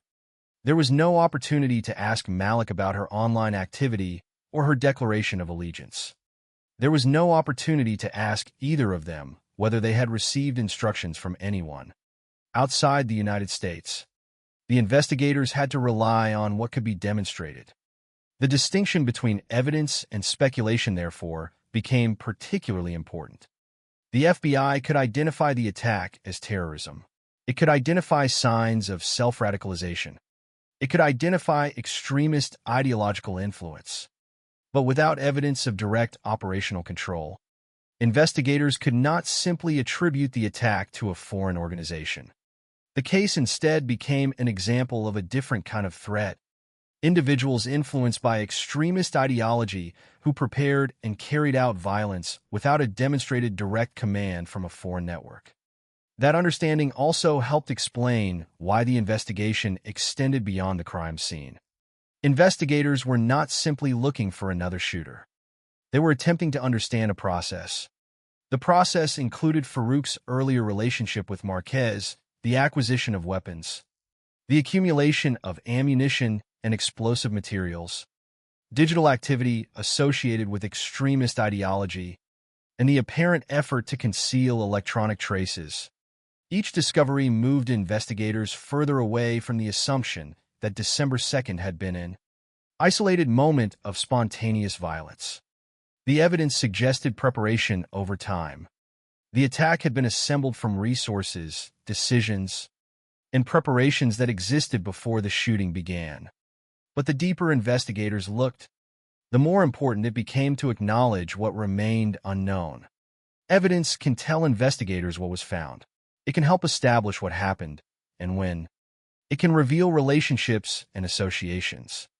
It can show that weapons were acquired, that explosives were prepared, and that extremist material was accessed. But evidence cannot always reconstruct the private reasoning of people who are no longer alive. The absence of Farouk and Malik, therefore, remained one of the defining limitations of the case. Their deaths had ended the immediate threat, but they had also removed the only two people who knew the entire plan from their own perspective. The investigation could reconstruct the architecture of the attack, but some of the thoughts behind it would remain inaccessible. By the time the FBI classified the San Bernardino attack as terrorism, the picture had become clearer. Farouk and Malik had apparently been influenced by foreign extremist ideology. They had prepared weapons and explosives. They had carried out a coordinated attack. Evidence connected Farouk to Marquez and to earlier discussions of terrorist activity. Digital evidence associated with Malik pointed toward ISIS-related material and a declaration of allegiance. Yet there was no evidence establishing that a specific foreign terrorist organization had directly ordered the attack. The conclusion was therefore neither that the couple had acted without ideological influence nor that a foreign organization had demonstrably commanded them. The evidence supported something more complicated. A couple who appeared to have radicalized themselves, absorbed extremist ideas, accumulated the means to carry out violence, and ultimately transformed those ideas into action. And that left investigators with one final question that could never be answered completely: where exactly was the point at which an ordinary life became preparation for terrorism? The evidence could show the weapons. It could show the explosive device. It could show the digital traces. It could show the connections and earlier discussions. But the exact moment when intention became commitment remained hidden behind the silence of two people who would never stand before a court. That silence would shape the final chapter of the San Bernardino investigation, and it would mean that, unlike many major criminal cases, there would be no conventional trial, no verdict delivered in a courtroom, and no final statement from the people responsible. There would be no courtroom ending to the San Bernardino case. There would be no jury seated to hear the evidence against Syed Rizwan Farouk and Tashfeen Malik. No prosecutor presenting a final argument, and no judge delivering a sentence. By approximately 3:15 p.m. on December 2nd, 2015, both attackers were dead. Their deaths ended the immediate threat, but they also removed the only two people who could have provided a direct account of the plan from their own perspective. In a conventional criminal investigation, the arrest of suspects often marks the beginning of another phase: interrogation, prosecution, trial, and eventually a verdict. San Bernardino was different. Investigators had to build their conclusions without the cooperation or testimony of the two people responsible. The case therefore became an exercise in reconstruction. What had happened inside the Inland Regional Center could be established through the scene, the victims, surviving witnesses, weapons, and the unexploded device. What happened afterward could be established through the search for the suspects and the final confrontation with police. But understanding what had led Farouk and Malik to carry out the attack required investigators to examine evidence left behind in their home, their digital activity, their relationships, and the materials they had accumulated before December 2nd. One of the strongest conclusions was that the attack had been prepared in advance. The evidence did not support the idea of an entirely spontaneous eruption of violence. Farouk had entered the Inland Regional Center earlier in the morning and placed an improvised explosive device inside the conference room before leaving. He later returned with Malik, carrying firearms and a large quantity of ammunition. At their residence, investigators found multiple firearms, thousands of rounds of ammunition, explosive-related materials, remote activation equipment, and other items suggesting a sustained preparation. The unexploded device inside the regional center became an especially important piece of evidence, because it showed that the attackers had contemplated more than one means of causing harm.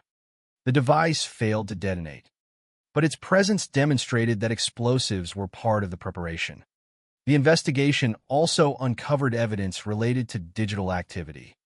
Investigators found indications that Farouk and Malik had attempted to conceal or erase portions of their electronic traces. The FBI examined a large amount of digital information in an effort to understand their radicalization.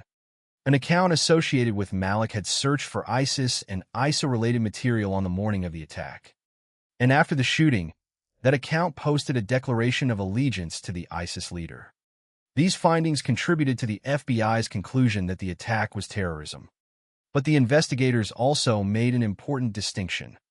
There was no evidence, according to the supplied information, that Farouk and Malik were direct members of a specific foreign terrorist network acting under orders from abroad. Instead, the evidence pointed towards self-radicalization and ideological influence. That distinction mattered because it shaped the understanding of what the attack represented. The investigation did not produce a simple story of foreign command. It produced a more complicated picture of individuals who had apparently absorbed extremist ideology and then prepared their own attack. Another piece of that picture came through Enrique Marquez Jr., Farouk's longtime friend. Marquez was not identified as a direct participant in the December 2nd shooting in the supplied information, but investigators found that he had purchased 2 AR-15 style rifles that were later used in the attack. They also discovered that Marquez and Farouk had discussed and planned other terrorist actions in 2011 and 2012, although those plans were never carried out.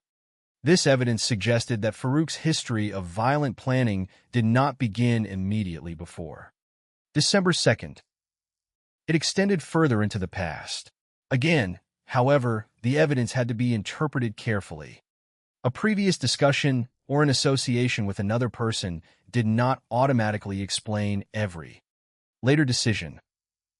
Investigators had to determine what could actually be established and what remained uncertain.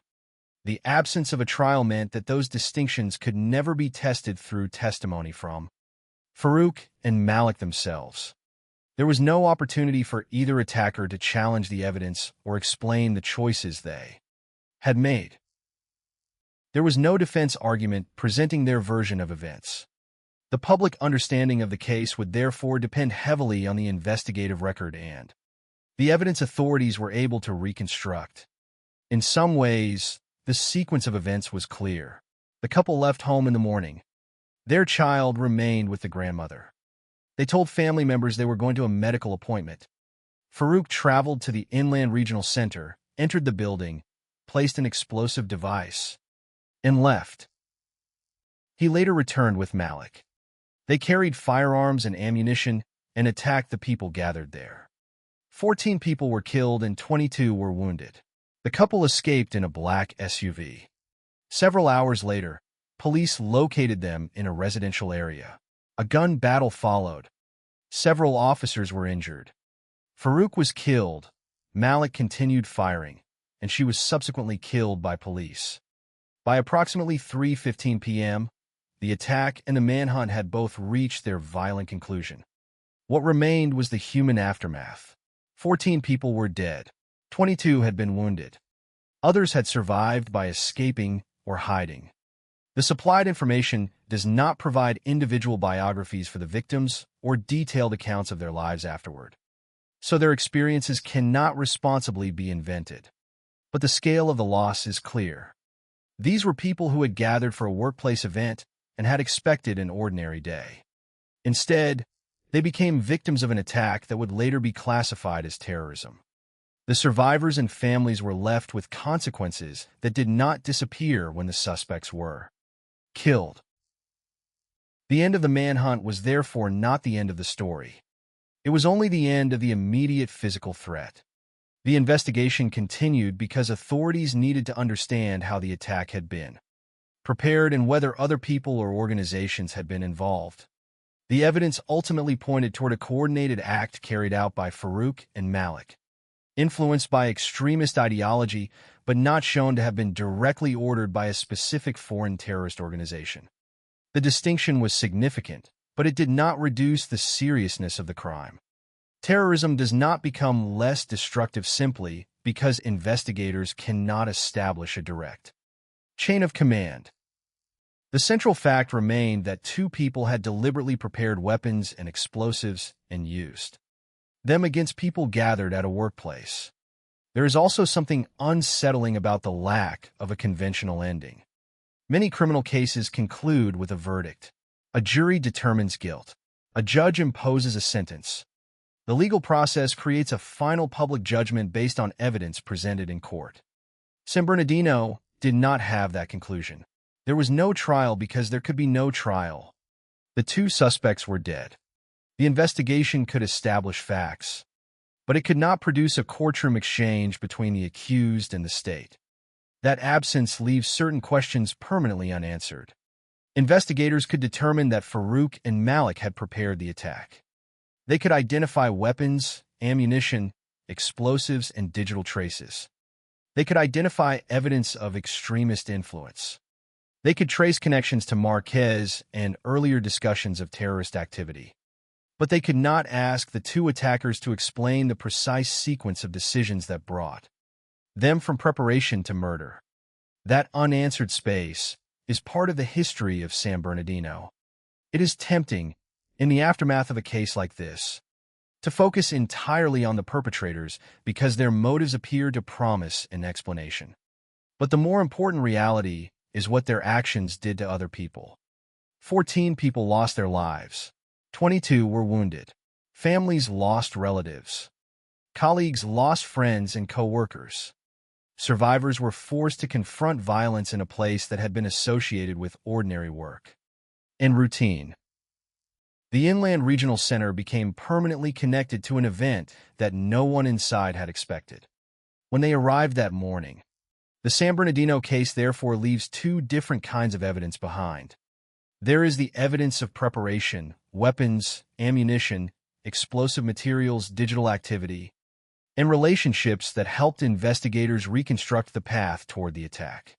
And there is the evidence of human cost, 14 deaths, 22 injuries, and the lasting consequences for those who survived and those who lost people they cared about. The first category can be analyzed. The second cannot be reduced to a case file. The FBI's classification of the attack as terrorism provided a legal and investigative framework for understanding what had happened. The conclusion that Farouk and Malik had been influenced by extremist ideology but had not been shown to be directly commanded by a foreign terrorist organization added an important distinction to the record. Yet neither conclusion changes the central reality of that day. The morning began with people gathering for work. It ended with a mass casualty attack, a manhunt, a police confrontation, and the deaths of the two people responsible. Perhaps the most difficult lesson of the case is the gap between appearance and preparation. Farouk had a job. He had co-workers. He had a wife and a child. Malik was part of a family. From the outside, their lives contained familiar elements. Behind that appearance, however, investigators later found evidence of weapons, explosives, extremist ideology, and deliberate preparation. The investigation could reconstruct the path only after the violence had already occurred. By then, 14 people were gone and 22 had been wounded. There was no trial to provide a conventional ending, no confession to explain every decision, and no final statement from the perpetrators. What remained was the evidence, and the people who had to live with what the evidence represented. The San Bernardino attack is ultimately remembered not because Farouk and Malik left behind a mystery that can never be solved, but because ordinary people were placed at the center of a deliberate act of violence. The investigation may explain how the attack was prepared and why authorities classified it as terrorism. It may identify the ideological influences and physical evidence that connected the pieces. But the deepest truth of the case remains human.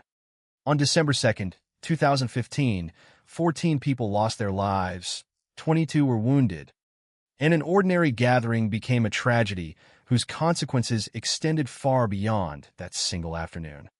The attacker's story ended in the same place where the manhunt ended. The victims' stories did not.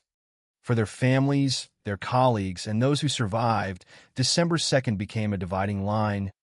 The day before, when the Inland Regional Center was simply a workplace and gathering place.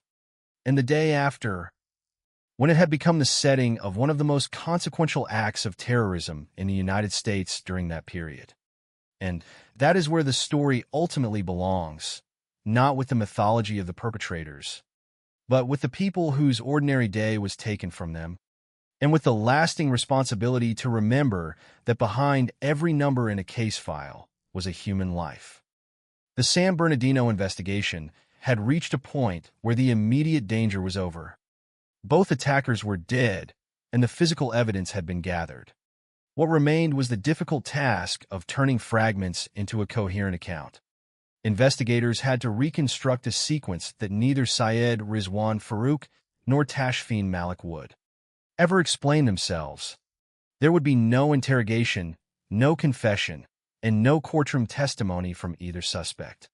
Every conclusion, therefore, had to come from the evidence they had left behind and from the accounts of people who had witnessed different parts of the events. 2 days after the attack, on December 4th, 2015, the FBI officially announced that it was treating the San Bernardino shooting as an act of terrorism. That conclusion represented an important development in the investigation.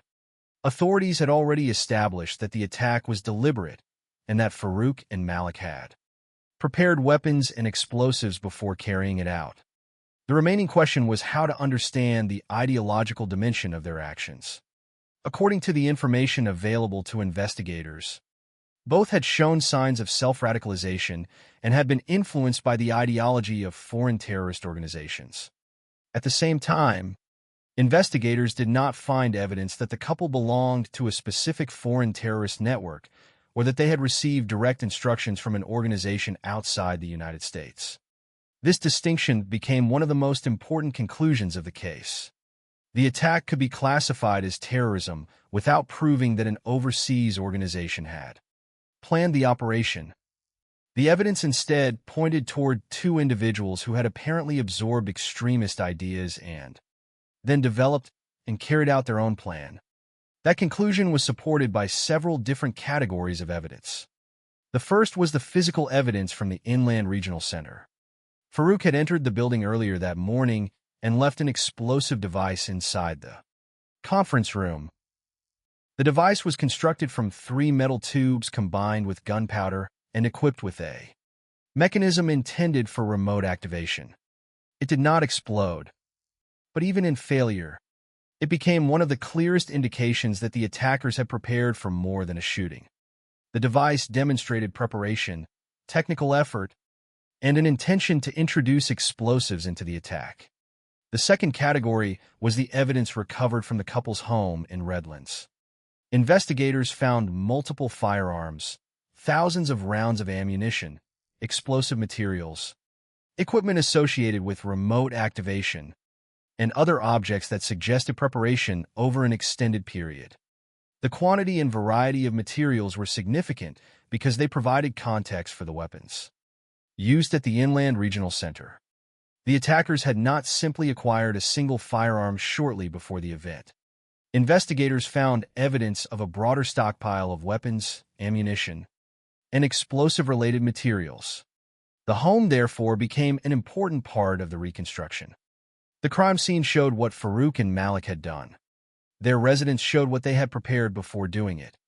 Digital evidence provided another layer. Investigators examined a large amount of electronic information in an attempt to understand the couple's radicalization and their preparation for violence.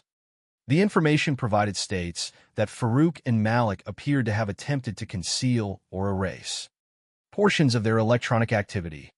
That behavior complicated the investigation because authorities had to examine not only what remained available, but also the possibility that relevant information had been deliberately removed. Even so, investigators found material that contributed to their understanding of the couple's ideological influences. An account associated with Malik had searched for ISIS and ISIL-related material on the morning of the attack. After the shooting, that account posted a declaration of allegiance to the leader of ISIS. These findings were significant, but they did not establish a direct operational relationship with ISIS. They showed ideological connection and influence, not necessarily command. That distinction is crucial because it prevented investigators from claiming more than the evidence could support. The investigation also looked backward, beyond the immediate preparation for December 2nd. Enrique Marquez Jr., a longtime friend of Farouk, became an important figure in that history. According to the supplied information, Marquez had purchased two AR-15 style rifles that were later used in the San Bernardino attack. Investigators also found evidence that Marquez and Farouk had discussed and planned other terrorist actions during 2011 and 2012.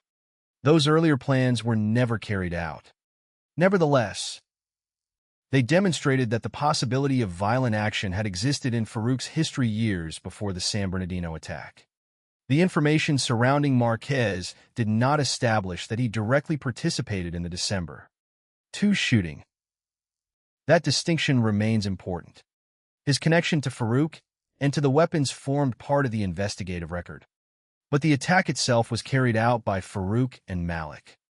The investigation, therefore, had to distinguish between people who appeared in the history of the suspects and those who were directly responsible for the attack.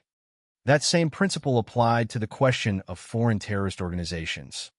The evidence indicated influence from extremist ideology, but investigators did not find proof of direct instructions from a specific foreign network. The San Bernardino case, therefore, illustrated a form of terrorism that investigators increasingly had to understand through individual radicalization rather than through a visible organizational command structure. Farouk and Malik had apparently reached the point where ideological influence, personal decisions, access to weapons, and preparation converged. The precise internal process remained impossible to reconstruct completely. Investigators could identify what they had searched for, what they had acquired, what they had prepared, and what they eventually did. But they could not know every thought that passed through the minds of the two attackers. That limitation was made permanent by their deaths. The final confrontation with police had ended the possibility of direct questioning. It also meant that some of the most important questions could never be answered with certainty. Investigators could determine that Farouk had visited the Inland Regional Center before the shooting and placed the explosive device. They could determine that he later returned with Malik, carrying firearms and ammunition. They could determine that the couple attacked the gathering, killed 14 people, wounded 22, and fled. They could determine that police later located them and that both were killed during the ensuing gun battle. They could determine that their residence contained extensive evidence of preparation. But there was no surviving perpetrator to explain why they had selected that particular moment or to provide a complete account of how their plans developed.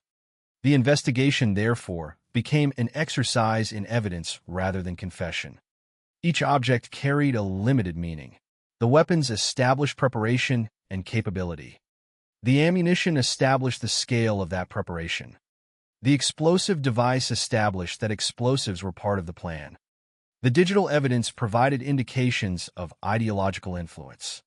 The relationship with Marquez provided information about weapons and earlier terrorist planning. The timeline connected these pieces. None was sufficient alone, but together they formed a consistent picture. That picture was one of deliberate preparation, followed by coordinated violence.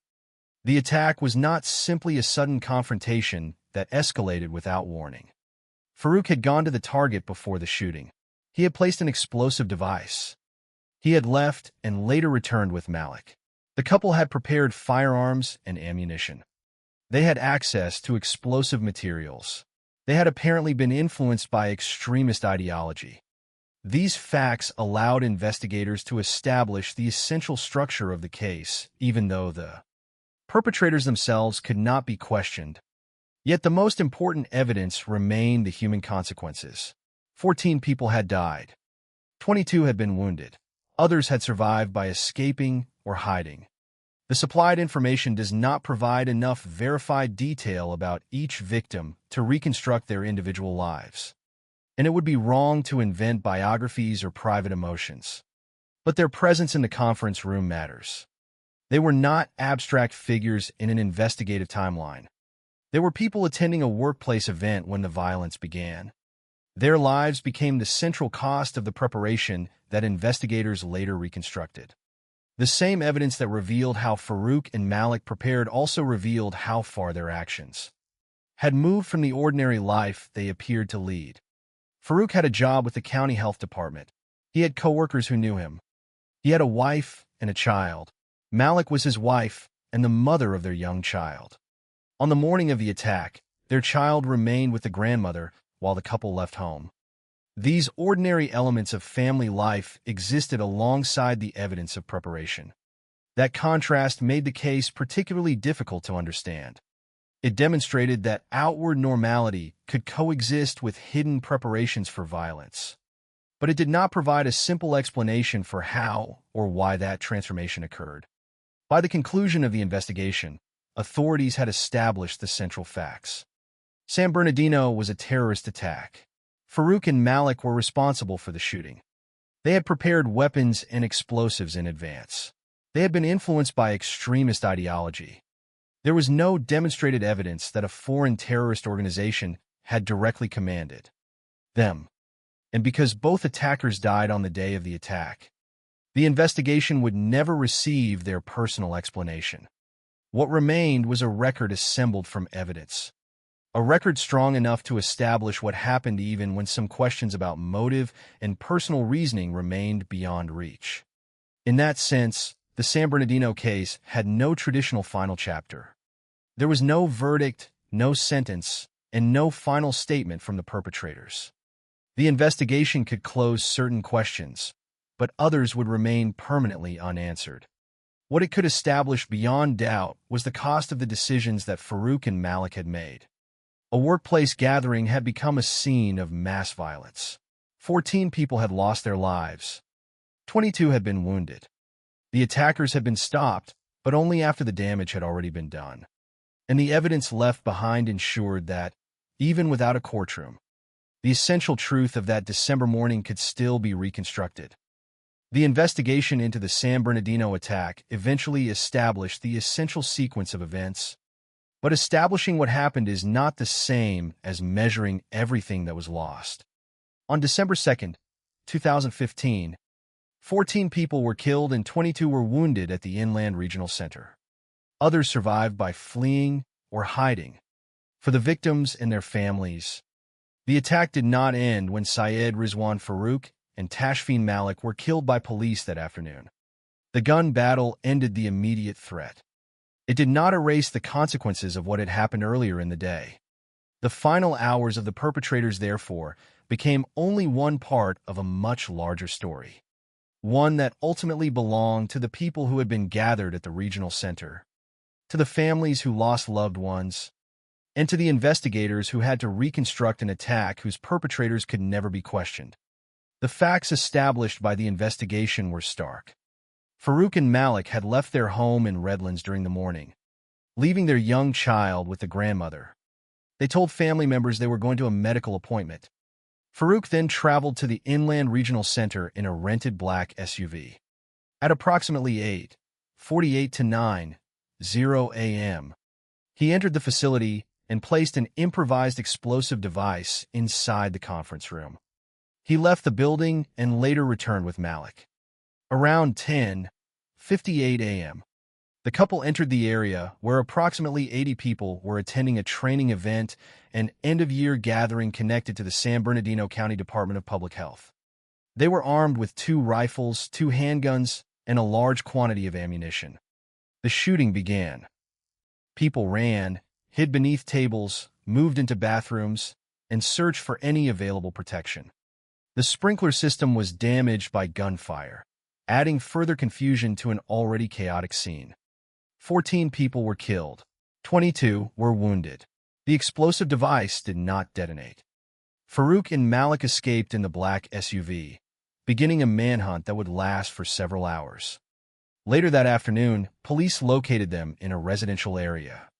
Officers attempted to stop them, but the suspects responded with gunfire.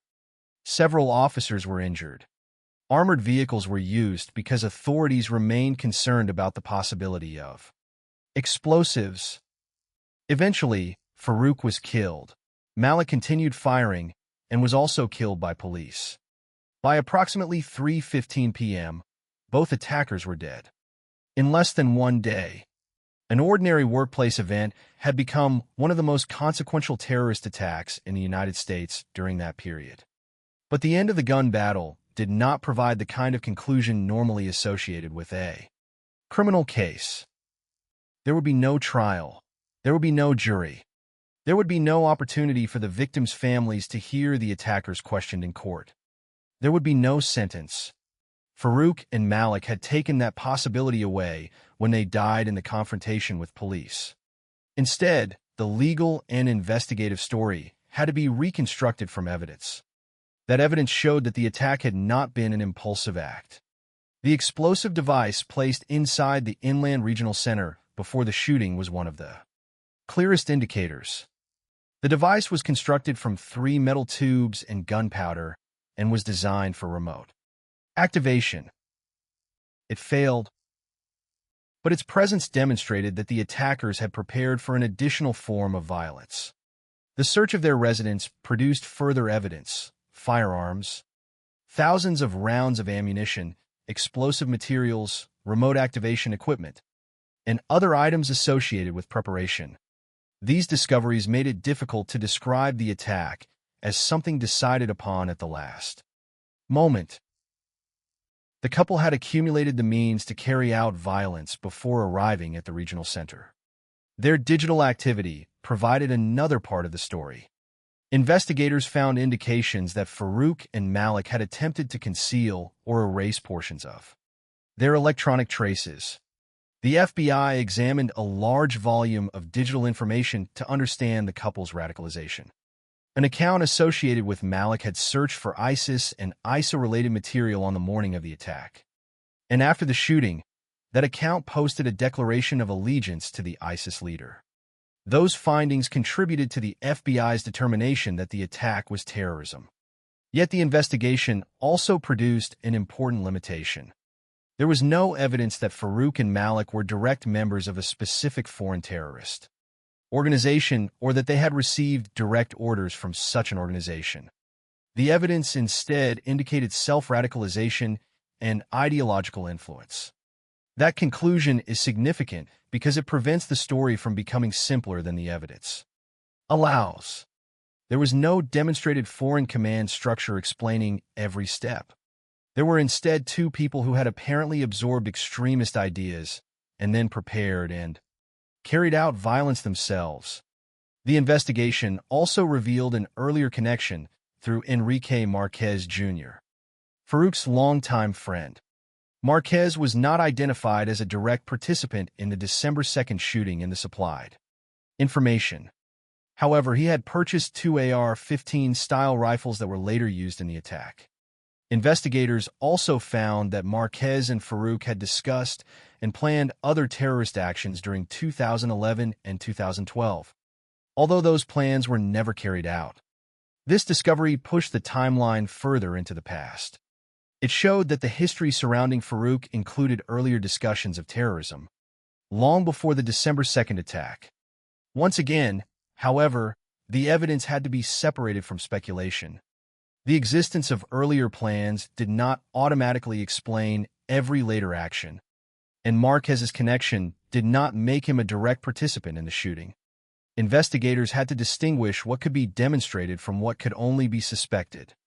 That principle remained especially important because the perpetrators were dead. Every major conclusion had to survive without their testimony. The investigation could identify weapons, ammunition, explosives, digital activity, and relationships. It could reconstruct movements. It could establish a timeline. But it could not ask Farouk or Malik to explain the precise moment when preparation became commitment. that question would remain inaccessible.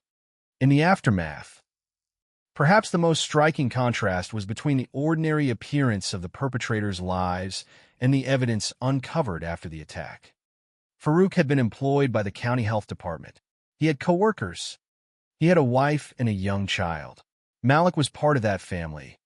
Their child remained at home with a grandmother on the morning when the attack occurred. These details are not evidence of innocence or guilt. They simply describe the ordinary structures that existed around the perpetrators.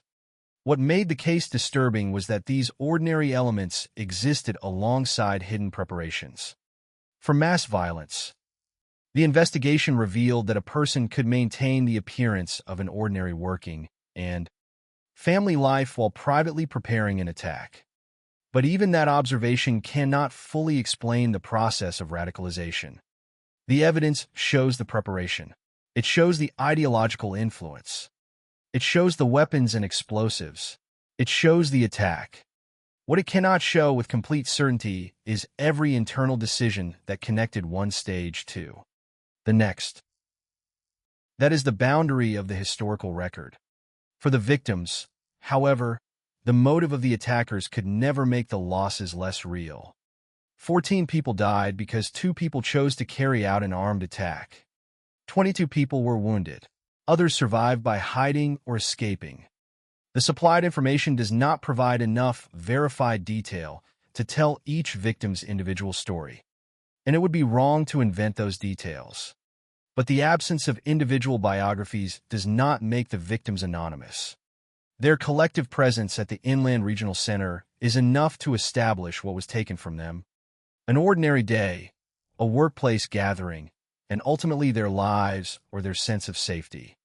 The significance of remembering them lies precisely in resisting the tendency for a case like this to become only a story about the attackers. Farouk and Malik dominate the investigative record because investigators needed to understand how they acted. But the reason the case matters is the people who were harmed. The weapons, the explosive device, the digital traces, and the investigation all lead back to the same human consequence. 14 people did not go home that day. 22 others carried physical injuries from the attack. Families and colleagues were left to deal with the consequences. The attack also demonstrated the challenge posed by individuals who become radicalized without a proven direct connection to a foreign terrorist command.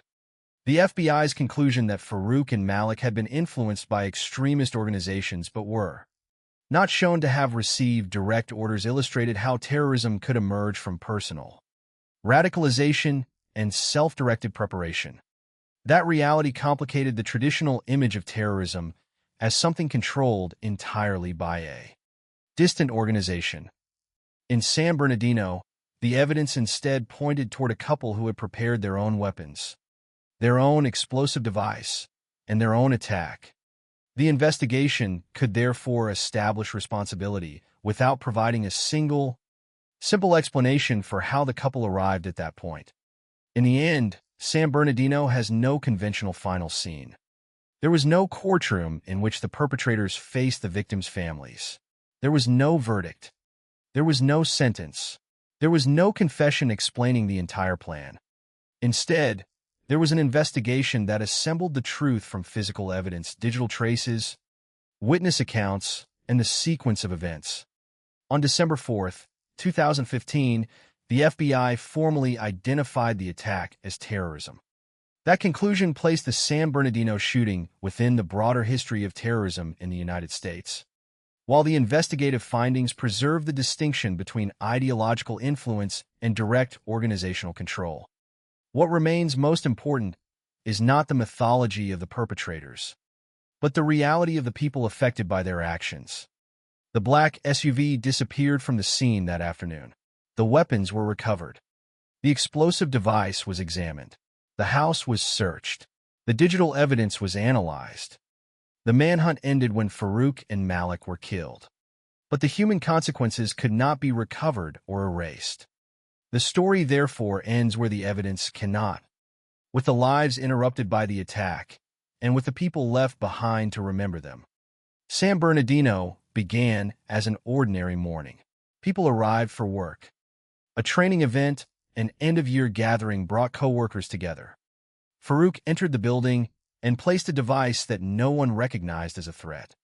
Later, he returned with Malik, and the ordinary gathering became a scene of mass violence. Hours later, the attackers were dead. The investigation would continue, and many of the facts would eventually become clear. But no investigation can restore the 14 lives lost that day. No explanation of radicalization can undo the injuries suffered by 22 people. And no final conclusion can make the morning of December 2nd, 2015 ordinary again. The deepest lesson of the case is therefore not about the weapons or the ideology alone.